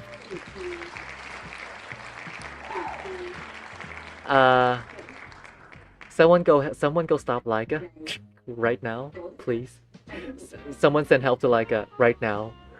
Everyone DM break right now. Get ready to save Laika. Okay. It was nice seeing you all. No, Laika, don't do it. Don't do it. Don't. Hold on. I'll say it like this. I'll say it like this. He's gonna win the next one for sure. Yep. He's definitely gonna win the next one because there's really no other option that says him. But yeah, he's gonna win the next one. Trust me. Trust me.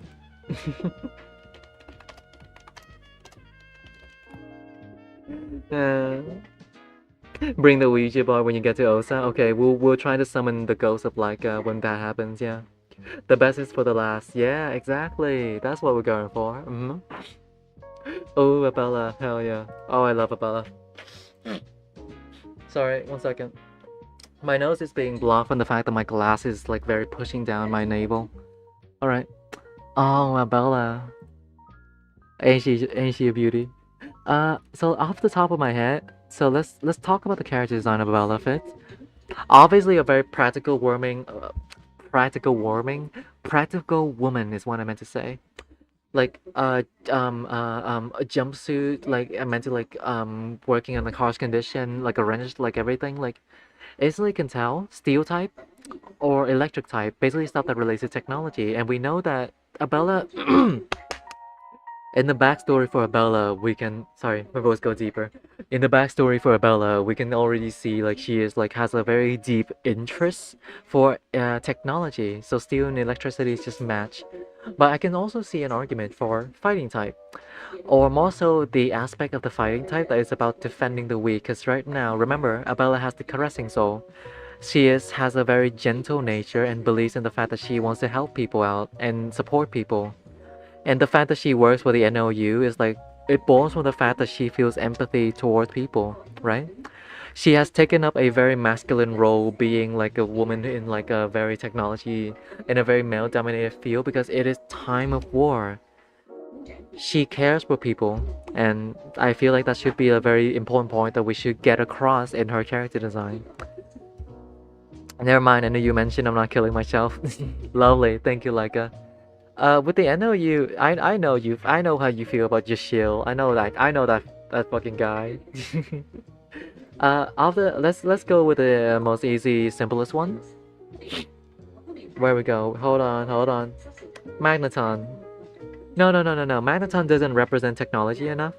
The one that instantly goes into my head is hold on. He's around here. Magnus. Nope, not Magnezone either. Where are you? Clink, clink, clink, clank, clink, clank. There we go. I mean, hey, I feel like as a little a little hobby that Bella likes to do sometimes is whenever she needs to like train up her skill, she like go grab a clink plant to start like tinkering with it. Yeah. Porygon? A Porygon is an interesting one, but more so Porygon is a bit too high technology for me. But I can definitely see an argument for it, yeah. I will put a consideration into Porygon. Yeah. But right now the first one is Clink Clang. Clink Clang, yay. So that's the first one. Second Pokemon for Abella would also be a Steel type, I feel. Ah, my head is aching a lot. A Corviknight to transfer around and a Tinkaton. Corviknight and Tinkaton is specifically two of the really funny Pokemon to think about because they like. You wanna know the. Okay, let me read the text diary and tell them the whole deal for those who are not familiar with Pokemon, right? Tinkaton is a Pokemon known for the fact that it steals scrap metal to build a giant fucking hammer. And because of this reason, it actively hunts down other steel-type Pokemon to get parts for its metal hammer. And in his dex diary, there we go. This intelligent Pokemon has a very daring disposition. It knocks rocks into the sky with its hammer, aiming for flying Corviknight. So, and Corviknight, another thing about Corviknight is like known as a Pokemon who carries people around on carriages. It is a very strong steel and flying Pokemon that helps people. It basically like a sky taxi, right?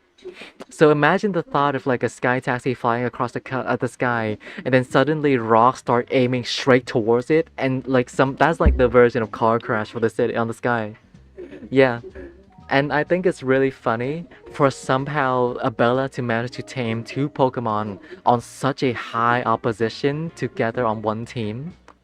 I think that's just a really funny storytelling thought, yeah. Tinkaton and Corviknight. And another thing about like the Corviknight can help Abella flying around the city. I think that's really fun.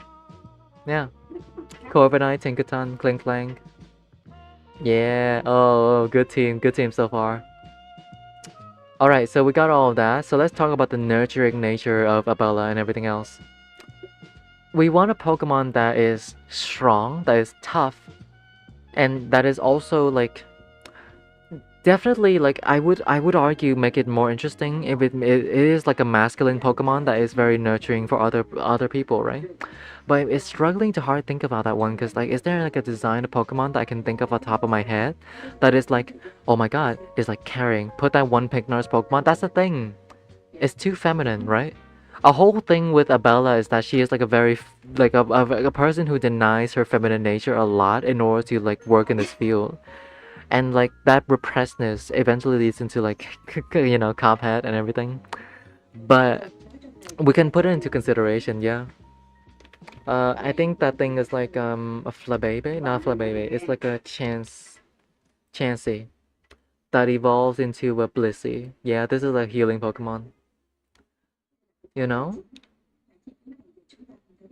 No, no, yeah, I'm adding this in. This is perfect. This is perfect. It's not like an overwhelmingly feminine Pokemon. It's just a perfect Pokemon that you represents like a Cabela nature as like a very caressing person, as like a very nurturing person. Yeah, the baby one is so cute. Oh, I know, right? Here, let me show you one. A peony. Oh, it's a little baby egg. It's a little baby egg thing. It's cute. It's adorable. You're welcome, T. Yes, thank you, Ari. Everybody say thank you to Ari. Yeah. Uh, I feel like she would have like maybe at least one more Pokemon. This could be enough, but we want something more. We want something to round out the team. We have the nurturing side, we have the mechanic side, we have everything represented. Rotom, right. Let's pick between all one of the Rotom farm. Because like the Rotom is like fun. Because it is like electricity and I feel like Abella would opt it for something more like agile and energetic and stuff like that. Yeah. Ah, Heat Rotom, Wash Rotom, Frost Rotom, Fan Rotom. Some of these would be more helpful than the other side, but I'm really curious. Why does that baby Pokemon have a hammer? It's a silly one. Uh, do you want a storytelling? The Pokemon doesn't get bigger, but the hammer gets bigger. As she grows older, she gathers more metal to build herself a little tinkering thing. That's why her name is like that. It's a word play on tinkering. Tinkaton. Ton is like a metal object, like a weight measurement for metals, and then it's just cute, right? It's a smart little design. Giant, tiny little thing, gremlin with like a giant fucking Pokemon, giant fucking hammer. Yeah, I think that's very cute. Up next, I feel like I like its baby. It's cute. It's cute is what I'm trying to say. I feel like for a Bella, one of these like Rotom version would work. But I certainly want to take a glance at what Leica put. I see what you did there. You got like a mom, like a mother and like a son combo over here. We got a Beware to show that she's actually like deadly sometimes. To show the mechanical side. You also added Tinkaton, which I do really like. Yeah. A Drillbur, right? I did mention that I'm gonna add it in. So I'm gonna go with one of these things. I feel like, with like the nature of Bella's job, I feel like she would have like just a Rotom, just a single basic Rotom because it can help her out in like electronic fields and everything. But before that, let's go Excadrill, and then Rotom, and then now we have a full rounded team. I like it. I like this whole team a lot.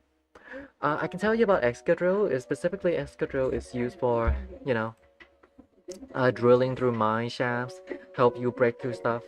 It's a cute little Pokemon, and it could be deadly if you want it to be. And I think that's kind of fitting for Abella. Yeah.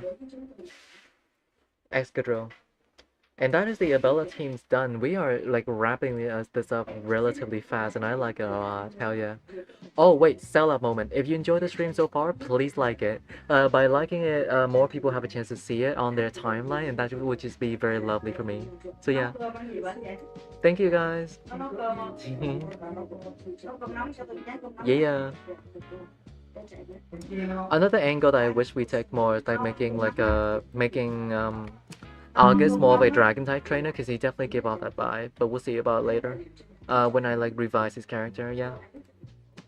Alright, guys, we only have so much time left. Let's see who's gonna do next, yeah? Can you add Henrik to the red for a second? I wanna see something. Like add him and spin. Got it. Henrik. 3, 2, 1, go. It's gonna be fucking Henrik.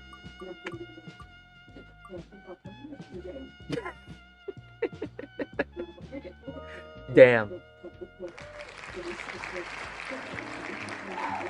That's just irony, if anything. I'll be honest. That's funny as hell. Okay, that is the world is telling me to kill myself. No, no, no, no, no. No, no, no, no, no, no, no, no, no. Don't do it. Don't do it. Don't do it. Calm down. Relax. Relax. Are you kidding me? You know, people, you know what they say? We save the best for the last. Yep, that's definitely what's going on here. Yep, definitely. Alright, hold on, we get a GG Henrik, let's go.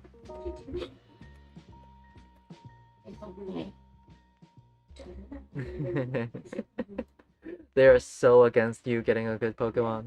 They're so against me building a Pokemon team for Osa that they just do this for Henrik instead. Alright, obviously with Henrik, all of his Pokemon gonna be food theme. Food and cooking theme. That's just simple. It's just simple. Leica, what do you do that? Oh, look at this Master Chef looking ass. Alright. In fact, I'm gonna give you like a really easy one. There's a bunch of like, can we add the evil blonde guy next? Need to confirm the theory. Alright, deal.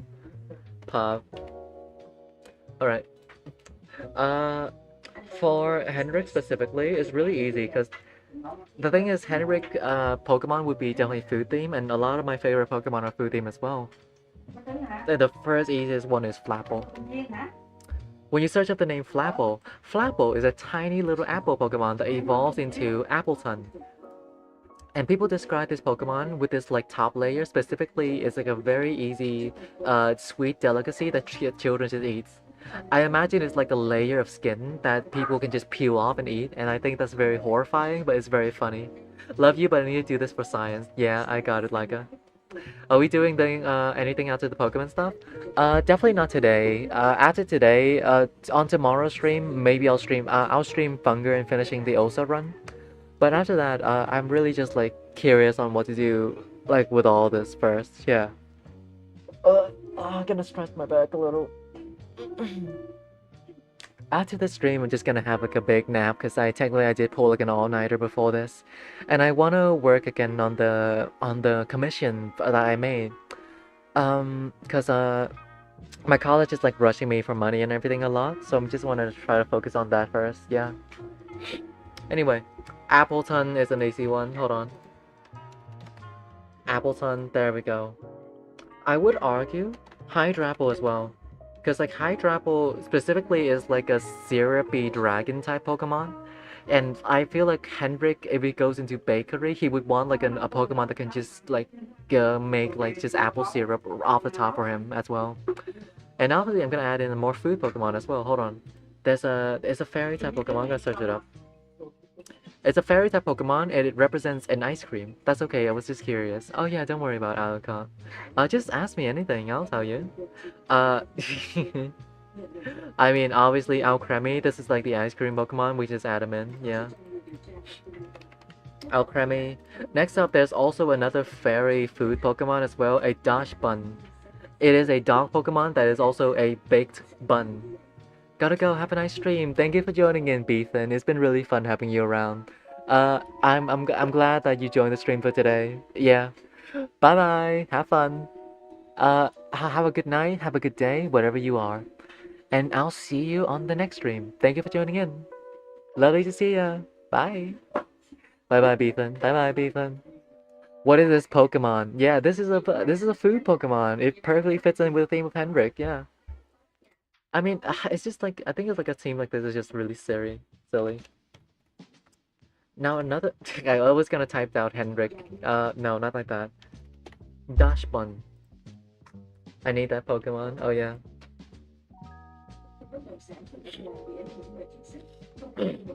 Up next, I think like, right now all these are very like bakery themed Pokemon. I feel like we need something representing the fry side. Like we need like a spice Pokemon. And it's like, it's kind of struggling, right? I don't know what kind of Pokemon that like create spices or like... Oh my god, there is. Hold on, it's a fire type. I'll find it. It's right there. I can find it for you guys. Scovillian. This guy spits out... He's a spicy pepper. He spits out little pepper seed for Henrik to like chop down and then cook stuff with. Yeah. It's just this guy. I was like, oh, we need like a salt and pepper type of Pokemon. Bada bing, bada boom. Oh my god, yes. Scoville. So first of all, yes, spices. Scovillain. But do you guys know that there's also actually an actual salt Pokemon as well? Garganackle. He is the rock salt Pokemon. Yeah, this is like the full team for Henrik. His entire team is like food themed. And I like it a lot. Garganackle. And I like the fact that we have like both bakery goods as well as just like cook and deep fry stuff. Oh god, is there like an oil Pokemon? If there's like an oil Pokemon, I'll add it in as well. An oil Pokemon, like a haunted pan or something like that. If there's Pokemon like that exists, I'll add them in. But right now, this is like the Henrik team, a full team of like. Oh wait, like I got something to say. Okay, I'm listening. I'm listening. Oh yeah. Uh, I'm gonna just look at the poster image real quick, and then I'm gonna wait for like what kind of suggestion you have for me. A lowland Raticate, because those are useful to taste. A lowland Raticate? Raticate. There we go. Like to test food quality since they're so refined. Oh, good point. Okay, you know what? Yes, yes, absolutely. For Henrik's team, I feel like the odd ones out right now is either Appleton or Dash. Hydrapple. Hydrapple is out. Yeah, Hydrapple is out. Eradicate to test out. Hold on, hold on, hold on. Let's do it like this. I wanna put the Garganacl here, and then Eradicate as the final one, because Eradicate is like his like testing food guy. Yeah. Alola Eradicate. There we go. Uh. And like you know, whenever he has like food scrap that he chop all the vegetables and veggies and stuff like that, there's like bound to be scraps. Like Eradicate can just eat all of that for him, and that's why he kept him running around. It's just cute. Yeah, I like this one a lot. Good cooking, like sorry. I'm gonna check with like what did you do? Okay. Oh my God, Smoliv, cause an olive oil. Good call, good call. Galarian Slowpoke. Oh, right. We also need a cooker. You got like a really good concept. Mine is mainly just like the fact that I'm focusing on the fact that he can find ingredients in nature and he can find ingredients from his Pokemon. I didn't consider the fact that he'd probably just need like a fire Pokemon to cook his food as well. Yeah. But Scovillain could fit that role because technically Scovillain can breathe fire. So I'm just gonna put that idea on the shelf for now. But yeah. For Henrik's team, I would suggest these. And I like them a lot. Oh yeah. Let me take a screenshot and bada bing bada boom. Alright. Lovely. Henrik's done. Alright. Let's see if the curse is still working. Is either Pablo or Osa right now? Okay. Give your prayer. Wishing for Osa right now. Hoping that it might happen. So let's see it, right?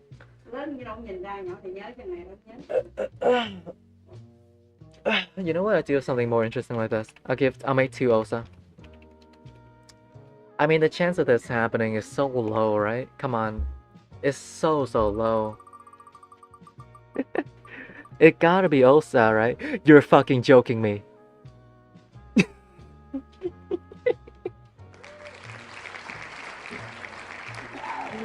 Wow. Wow, that is funny as fuck. Yeah, God is like, God strike me down, but I really want that white guy to win. Holy shit, there was 2 Osa. I guess we're doing pop, yeah. I'm going insane. Wait, you know what? Who we haven't done? Oh, right, Don. Let's add in Don to see if it works or not. If it works this time or not.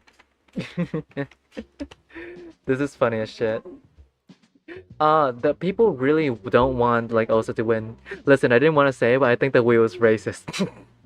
I think the wheel might be bigoted. I think the wheel might have some prejudice against Osa. Yeah. Add Caligura too and a 3rd Osa. No, I'm not gonna add Caligura. I never want to analyze that fucker. Fuck that guy. He is out. But I would do anything else. And you know what? I'll add a 3rd Osa between the Dawn. Sure. You know, just to test it. Just to test it to see, right? This doesn't mean anything. Just test, just to see.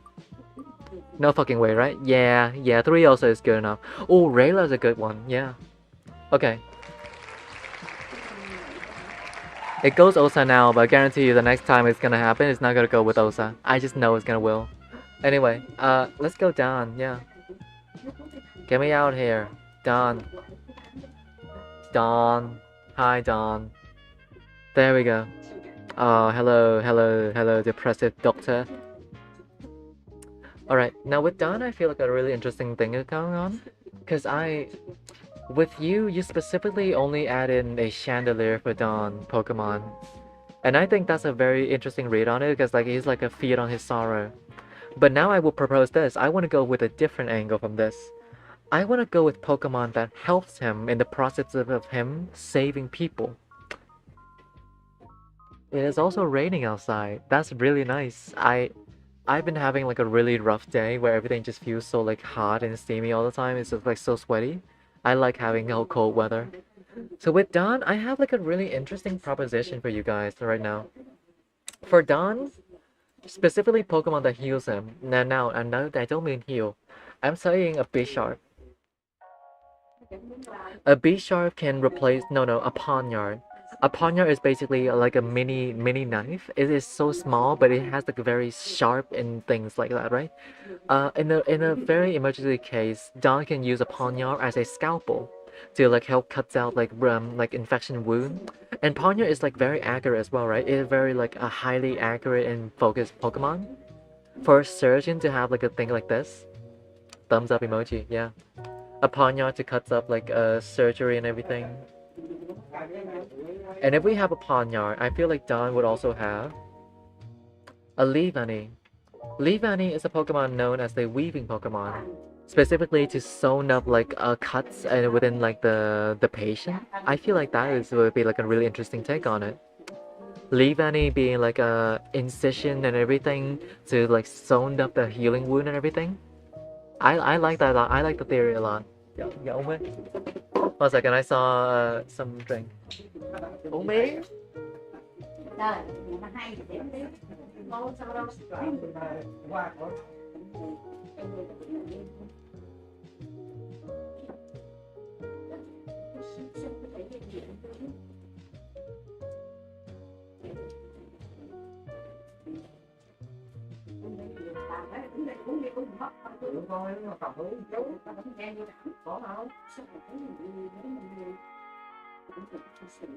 Thôi thôi. Xin một lần nữa.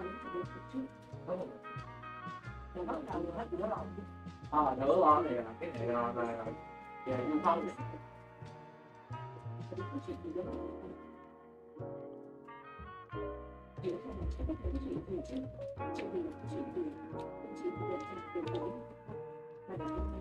Where are we?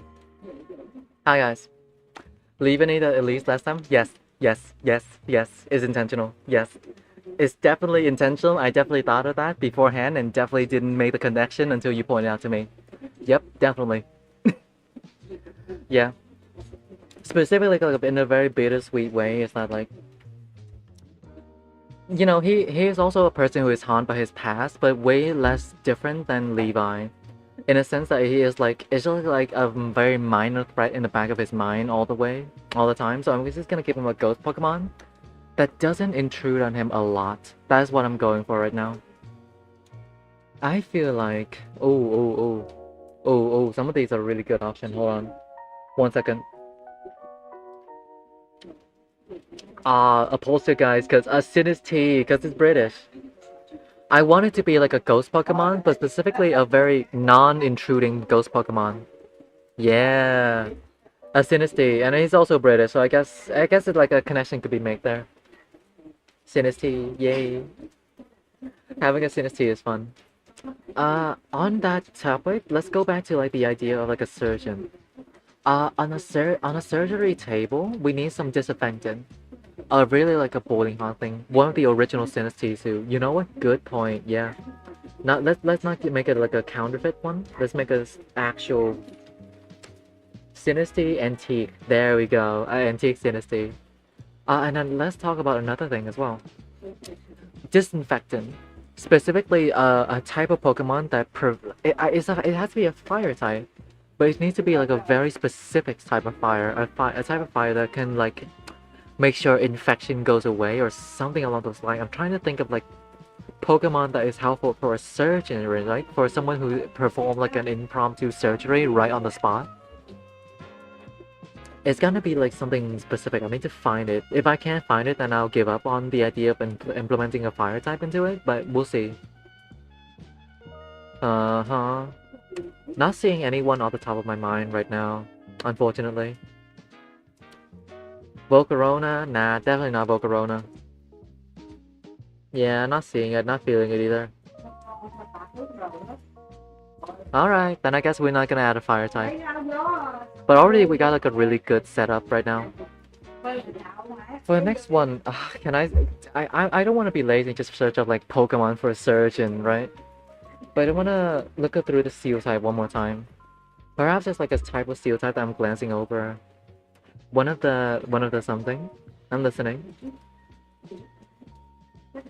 The Hisuian Typhlosion. The Hisuian Typhlosion is interesting one. Hold on. There we go, Typhlosion. In a way that I would understand, because it's actually a Ghost Flame, right? A Ghost type Pokemon and a Fire type? I guess it could like explain like maybe like to cleanse out disinfectant, but it's also like a very Pokemon that drains life from the people. And I feel like if I want to add in a Ghost type to remind her of his past, I could either pick between a Sinistea Antique version or a Typhlosion Hisuian one. But between those two, I feel like the Sinistea just works more because it's British. It's simply for the fact that it's British. Yeah, that's it. But right now, I feel like this is like good enough. This is good enough. But if you guys want to like, if this is to be like the only team we can go for, I feel like just one more Pokemon that based on the idea of a doctor would use. Just one more would be enough. You know what? I'm gonna show you guys something actually. One of my favorite YouTuber of all time, TB Skyen, actually has a and the inspiration behind all of this actually come from TB Skyen, by the way. I'm not sure if you guys know about him, but I'm gonna stir it up. TB Skyen short. And then I'm gonna go into his shorts section. No, not this, not this. Go into his main channel, go into his short section. Because the inspiration behind the video where we build a Pokemon team for a character or a character design comes from him. If I scroll down far enough, I will find it, don't worry. It's right here. There we go! Yes, this video! Yes, there we go! Yes, yes, here, here, here. Let me pause my music. Listen to this.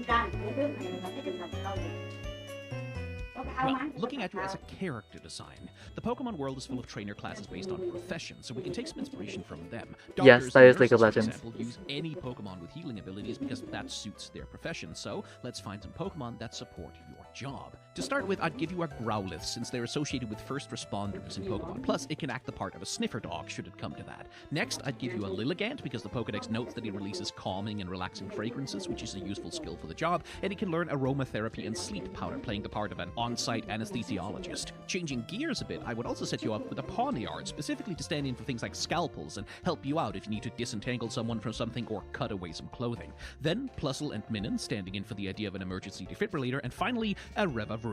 Because, you know, ambulance. That's all based solely on appearances, though. Let me know if it fits.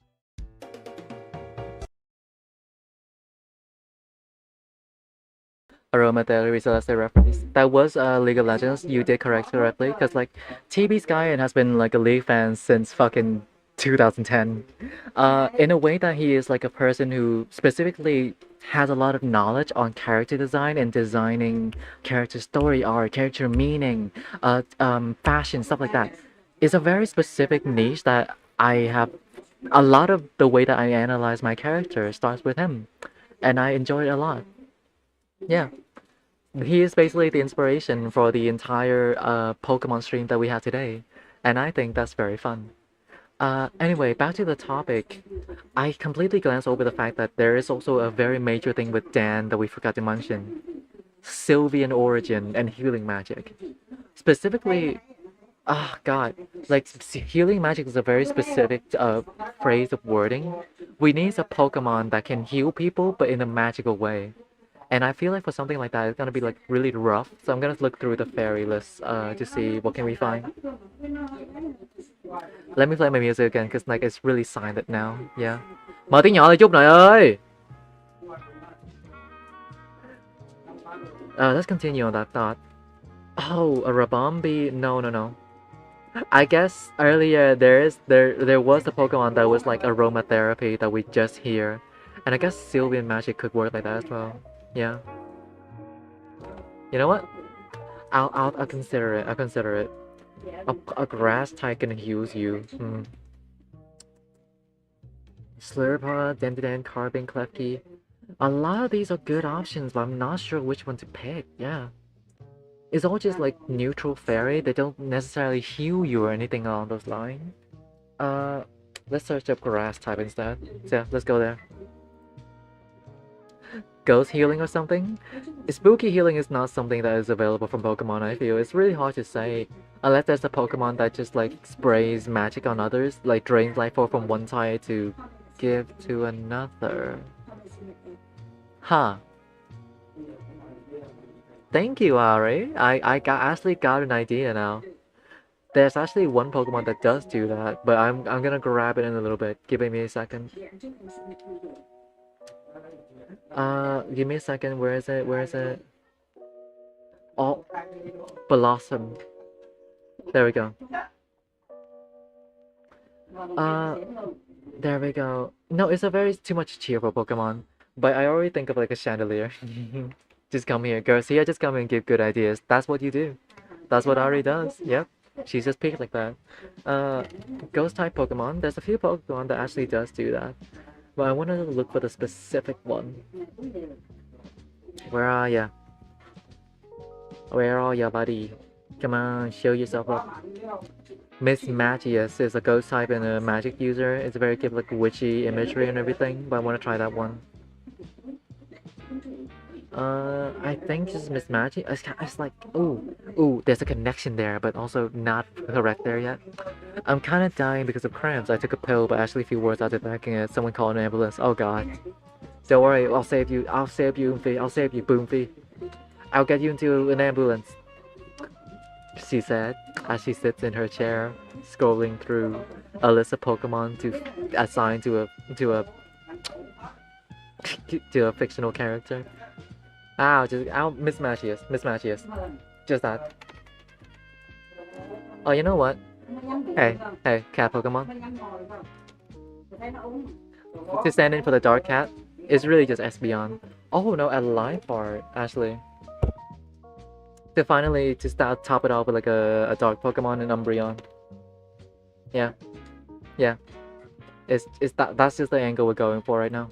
Umbreon. I guess then out of all, then Mismatch is the odd ones out. It doesn't do a lot of healing magic in that sense, but that's better. Yeah. Someone call that pink nurse Pokemon? Nurse Joey is her name. Know her name correctly. Or else. Oh god, it's actually really hurt my eyes when I do this. But yeah.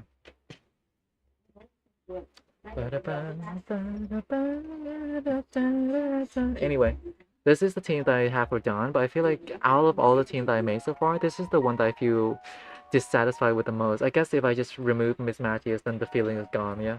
Yeah, let's do that, I just couldn't think of another surgery-related healing Pokemon, so this is as far as I can tell, yeah. Not Nurse Joy, the Pokemon. Oh, Chansley. Oh, Blissly is what you're looking for, yeah. Blissly. Jigglypuff? Not Jigglypuff, no, it's Blissly, yeah. Blissy. It's like bless. Alright, that's done. Lovely dovely. Alright, let's see if we're gonna get Osa finally, or are we gonna get like Don? Oh no, Don is already done. Osa or Pop was the original thought, yeah. There we go. Alright, let's go. So there's my throat.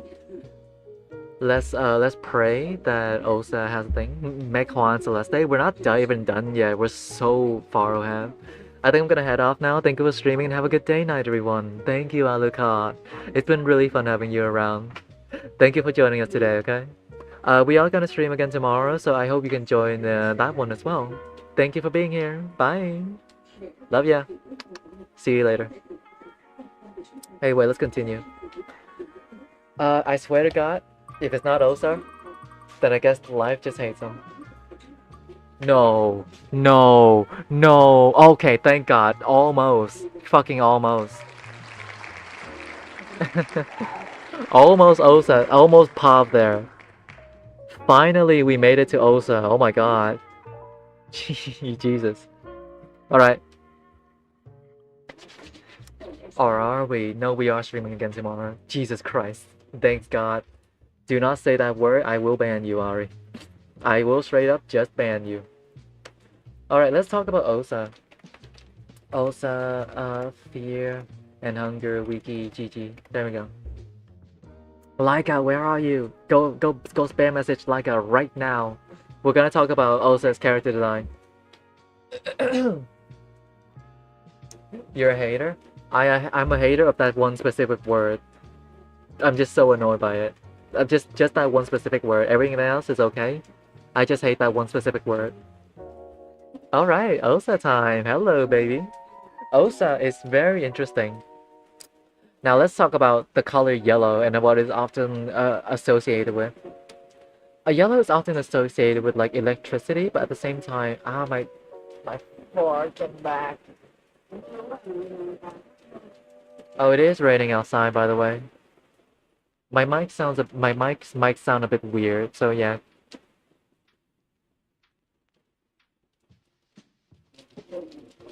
Okay, it's better now. Hi guys. Bert, tell me the truth. Did he say the F word when I wasn't here? I did not say it. I can guarantee you that. I definitely didn't say it. F word is the is that word? Is that word? I definitely didn't say it, Bert. If you say anything, I will start character analyzing Pop instead of Osa. That's a warning. That's a warning. Just saying. That's right. I'm threatening you. All right. Easy with Osa. The color yellow and psychic type. I mean, that's really just one Pokemon that says it all, right? I'm talking about. That's right, baby. Alakazam, specifically the Mega Evolution Form. Oh my God, Mega Alakazam. Oh no, you didn't say it. That's a threat, girl. I know. I just did it. Alakazam is just like a really easy guess for this one because, like, come on, yellow theme, wise, telepathy, magic user. That's just Osa. Osa like to carry himself as like a very wise and like know-it-all type of person, and I feel like to put it down a little bit, he would want a Pokemon that is on the same level of ego as he is, and we were gonna add an Mega Alakazam. There we go. Mega Alakazam. I remember I was scared of this Pokemon. It is like a little bit of a freaky Pokemon, I do admit that, yeah. Now here's the thing that I like to point about Osa. Osa is one of those guys that you do not want to fuck with because he actually has a strategy. I would want his team to be like a very specific type of team that just like is full of Pokemon that is so outrageously difficult to fight against unless you have like something very specific. And that immediately divert my mind towards Shedinja. If you guys don't know aware of Pokemon, Shedinja is a Pokemon with a very unique ability, Wonder Guard. It basically prevents it from taking damage from anything besides super effective move. Do you see this chart? None of these things affected besides fire, flying, rock, ghost, or dark type. And I feel like Osa as a strategy guy have a Pokemon that is so hard to fight against unless you have a very specific build is very on point. He is like one of those like really hard trainer that you have to fight on your journey, and he like knows like all like he's like, incredibly competitive, and that makes sense for Osa, right? It makes sense for Osa to be like a very hyper competitive type of guy. The lighting right now is horrible. I had to say that. Can I make it better? Hold on.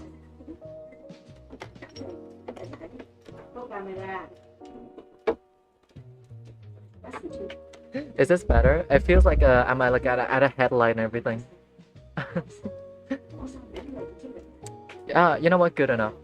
Anyway, hi guys. So anyway, as I was saying, I would prefer to have Shedinja into there, and another thing is that it just fits the color scheme. So on that topic, I'll hold the light. Thank you, Ari. Thank you. You are holding the light for me right now as we speak, and that's gonna hurt my eye a lot. Anyway, let's continue. Another thing about Osa is that I was talking about the fact that like he would own something as difficult to fight as this. Let's continue with that part. He is prideful, he is egoistic, dare I say narcissistic, but that is all the way that a yellow mage should live this life, should live their life, right? Yellow mage are just like that, and that's okay. Going on like the stream today is gonna be so annoying, Ari. I'm gonna be so for real. I'm not gonna do that. So either way, I would want him to have like a very team specifically designed to be annoying and hard to fight against. And to say, dare I say, scummy, dark type is like very also often associated with like selfishness, often associated with like underhanded moves and ability. And I feel like Grimmsnarl having the prankster ability. This is now I'm gonna tell you this. Grimmsnarl is not a Pokemon that is meant to deal a lot of damage. It is a Pokemon that is meant to be annoying. And I think the idea that Osa raised a Pokemon specifically designed to be constantly annoying in the field, it will set up like status effect move by annoying and hard to fight against it. That's just Osa. Yes. So yeah. Prankster is specifically an ability that allows the Pokemon to have priority when it comes to move like I say status effect, right? Paralyze, sleeping, annoying, confusion. All of those screams Osa to me. And so basically Osa is basically one of those like trainer type that spams a status effect move and just fuck off. And I think having Grimmsnarl just kind of fits with him, with the constant theme, yeah. Grimmsnarl. Fairy types are silly. Oh yeah. In the sense that like fairy types are like not meant to be like, oh my god, cutie little pixie, and that gives you goodness and heart in your heart, yay!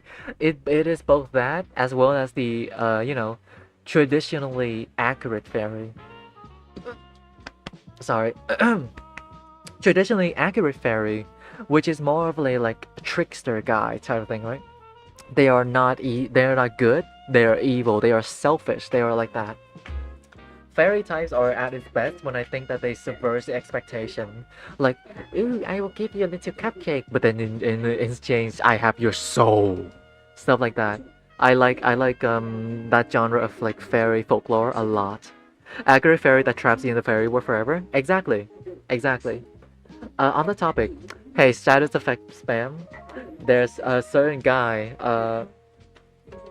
Brute Bonnet. If you play Pokemon competitively, you know there's only one word to describe this guy. He's a fucking cunt. He's the most annoying thing ever because he has like he is so fast, he can just spam you with status effects. He has Rage Powder. He has like, what was it? Stun Spore. He can paralyze you, he can confuse you. And let me tell you, if when you're confused, you will hit yourself instead of actually you doing the move that you're supposed to do. Incredibly annoying Pokemon. And I feel like Osa would have this thing. Like, definitely. Root Bonnet. Yeah. Photosynthesis, you use Protoss Light. Good job, Ari. You remember your lessons, yeah. Brute Bonnet, yeah. And on that theme, I think that for the final Pokemon, I just want to be like something like very like hard to deal against, something bulky, something evil, something twisted. I'll just keep going to the dark type and see what I find, yeah. Where is it? Where is it? I know you're out there. Come on, shows yourself. Oh yeah, since the stream isn't over yet. Oh no, we're about to be over. We're analyzing Osa, and I think after this one I'm just like out of juice. I'm not gonna analyze anyone after this. I already did everyone. I had to leave the stream because I talked to someone. Oh, don't worry about it, please. Hello, good to see you. Put the yellow Eevee, doesn't fit, doesn't match, unfortunately. If it would have been matched, I would have put it in, but it's an electric type. It has nothing to do with Osa. I put this guy in because he is the dark type, and now I want to emphasize this. His entire build is very much like competitive, viable build, and I think that's just gonna be like the funniest thing ever to see like post this team in the wild. Incineroar, oh yeah. And there we have it. I have no idea how many guys that we have done so far, so let me go into Discord and check it. Or it would be nice if someone can check it for me. How many guys I have tackled on out of the 14 contestant? Well, you know, minus, you know, the obvious one, Caligura, right? And Pop. I haven't done Pop yet. but I've done like a majority of them. And my family is like about to like watch like a whole series of movie, and I feel like I can't lock in and focus when that happens. You've been live for a while. I'm surprised that you aren't over yet. I understand that you will be soon. Oh yeah, I am tired, and we are reaching the 4-hour marks, which is normally where we would quit the game, quit the streaming thing. So yeah, I have a lot of fun today. I closed this drawer. I can't. I'm lazy. All right, I'll count it by myself then. Okay, Ari. 1 second. Where's my Discord? There we go. So far we have done Tanaka, check. Marina, check. Samurai, check. Levi, check. August, check. Olivia, check. Karen, check. Marco, check. Akane, check. Abella, check. So that's 10. Henrik, 11. Don, 12. Osa, 12. 13. Abella, Akane is excluded from this since Akane is a modded character. So we are only done 11. We are 3 characters missing. We haven't done Pav. We haven't done Caligura. I'm never gonna done Caligura, by the way. And we haven't done who else? Pav, Caligura, and someone else that I can't remember. Fuck. Who else? What contestant am I missing right now? Shit. I did all the playable one. Yeah, okay, Burb got a good point. Akane can replace Caligura, but I forgot the last one. Guys, help me out. August? August has already been done, yeah. Hold on, let's just go through the... I actually have like a folder for this one, actually. Who are we missing? Henrik, Tanaka, Karen, Don, Olivia, Levi, Marina, Samurai. Everyone feels like they're already done, yeah. Who else is missing? God, it's so difficult. We always forget like at least one person. Or maybe I count everyone. Let's count again. Marina, Samurai, August, Levi, Don, Osa, Marco, and Olivia. That's all the 8 playable one. And then we did August, Samurai, Tanaka. That's 11. And then there's only Pav left. Let's just find the Fear and Hunger, Termina, all contestants. There we go. This is just the easiest way to do it. Let's count. Don checked, Abella checked, Osa checked, Olivia checked, Karen checked, Pav not checking, Marco checked, Levi, Marina, Samurai, Tanaka, Henrik, Caligura, Eric. It's just Pav and Caligura, yeah. Who are we missing me during playing B ending? I'm never gonna do Caligura, but let's just do like a brief Pav one, yeah? For Pav, I would suggest Eagle imagery. I suggest he will be like mostly dark type, and specifically mostly the more edgier dark type. I'm thinking something like, hold on, I'll show you. There's a few dark types I want to show you actually. So specifically, number 1, Sharpedo, Shiftry, Sharpedo, Shiftry. He would have a Samurott. Oh, that should have been a Tanaka Pokemon. Shit, I should have put that into consideration. Hydreigon, basically just the most dark type you can get. And specifically, one of them would be like an odd one out. The odd one out would be more like basically like a Zoroark. A Pokemon that can shapeshift to represent the fact that he has like infiltrated the Nazi rank to really like revenge for his family. But in doing so, he became a Nazi himself, but still. So yeah, I think that is the stream for today, and I have a lot of fun. Thank you guys for joining in today, by the way. Today's been very enjoyable, and I think it's all thanks to you guys being here and like having this discussion with me. I had a lot of fun. Ditto is too basic.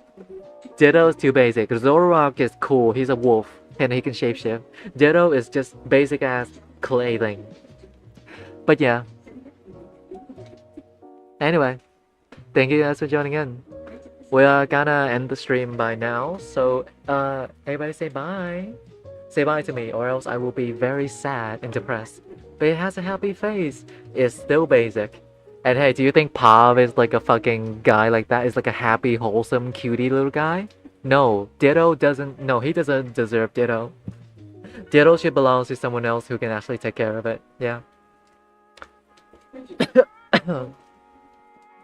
Bye, T. Look, you'll spam your DMs right now. I will be there to see your DM. Don't worry. Bye-bye, T. Bye-bye, Burn. Thank you for joining in with me. It's been very fun. I enjoyed today's a lot. Oh my god. Can I have Teado? I will allow you to have Teado. Yeah. So tired. I'll see you guys later.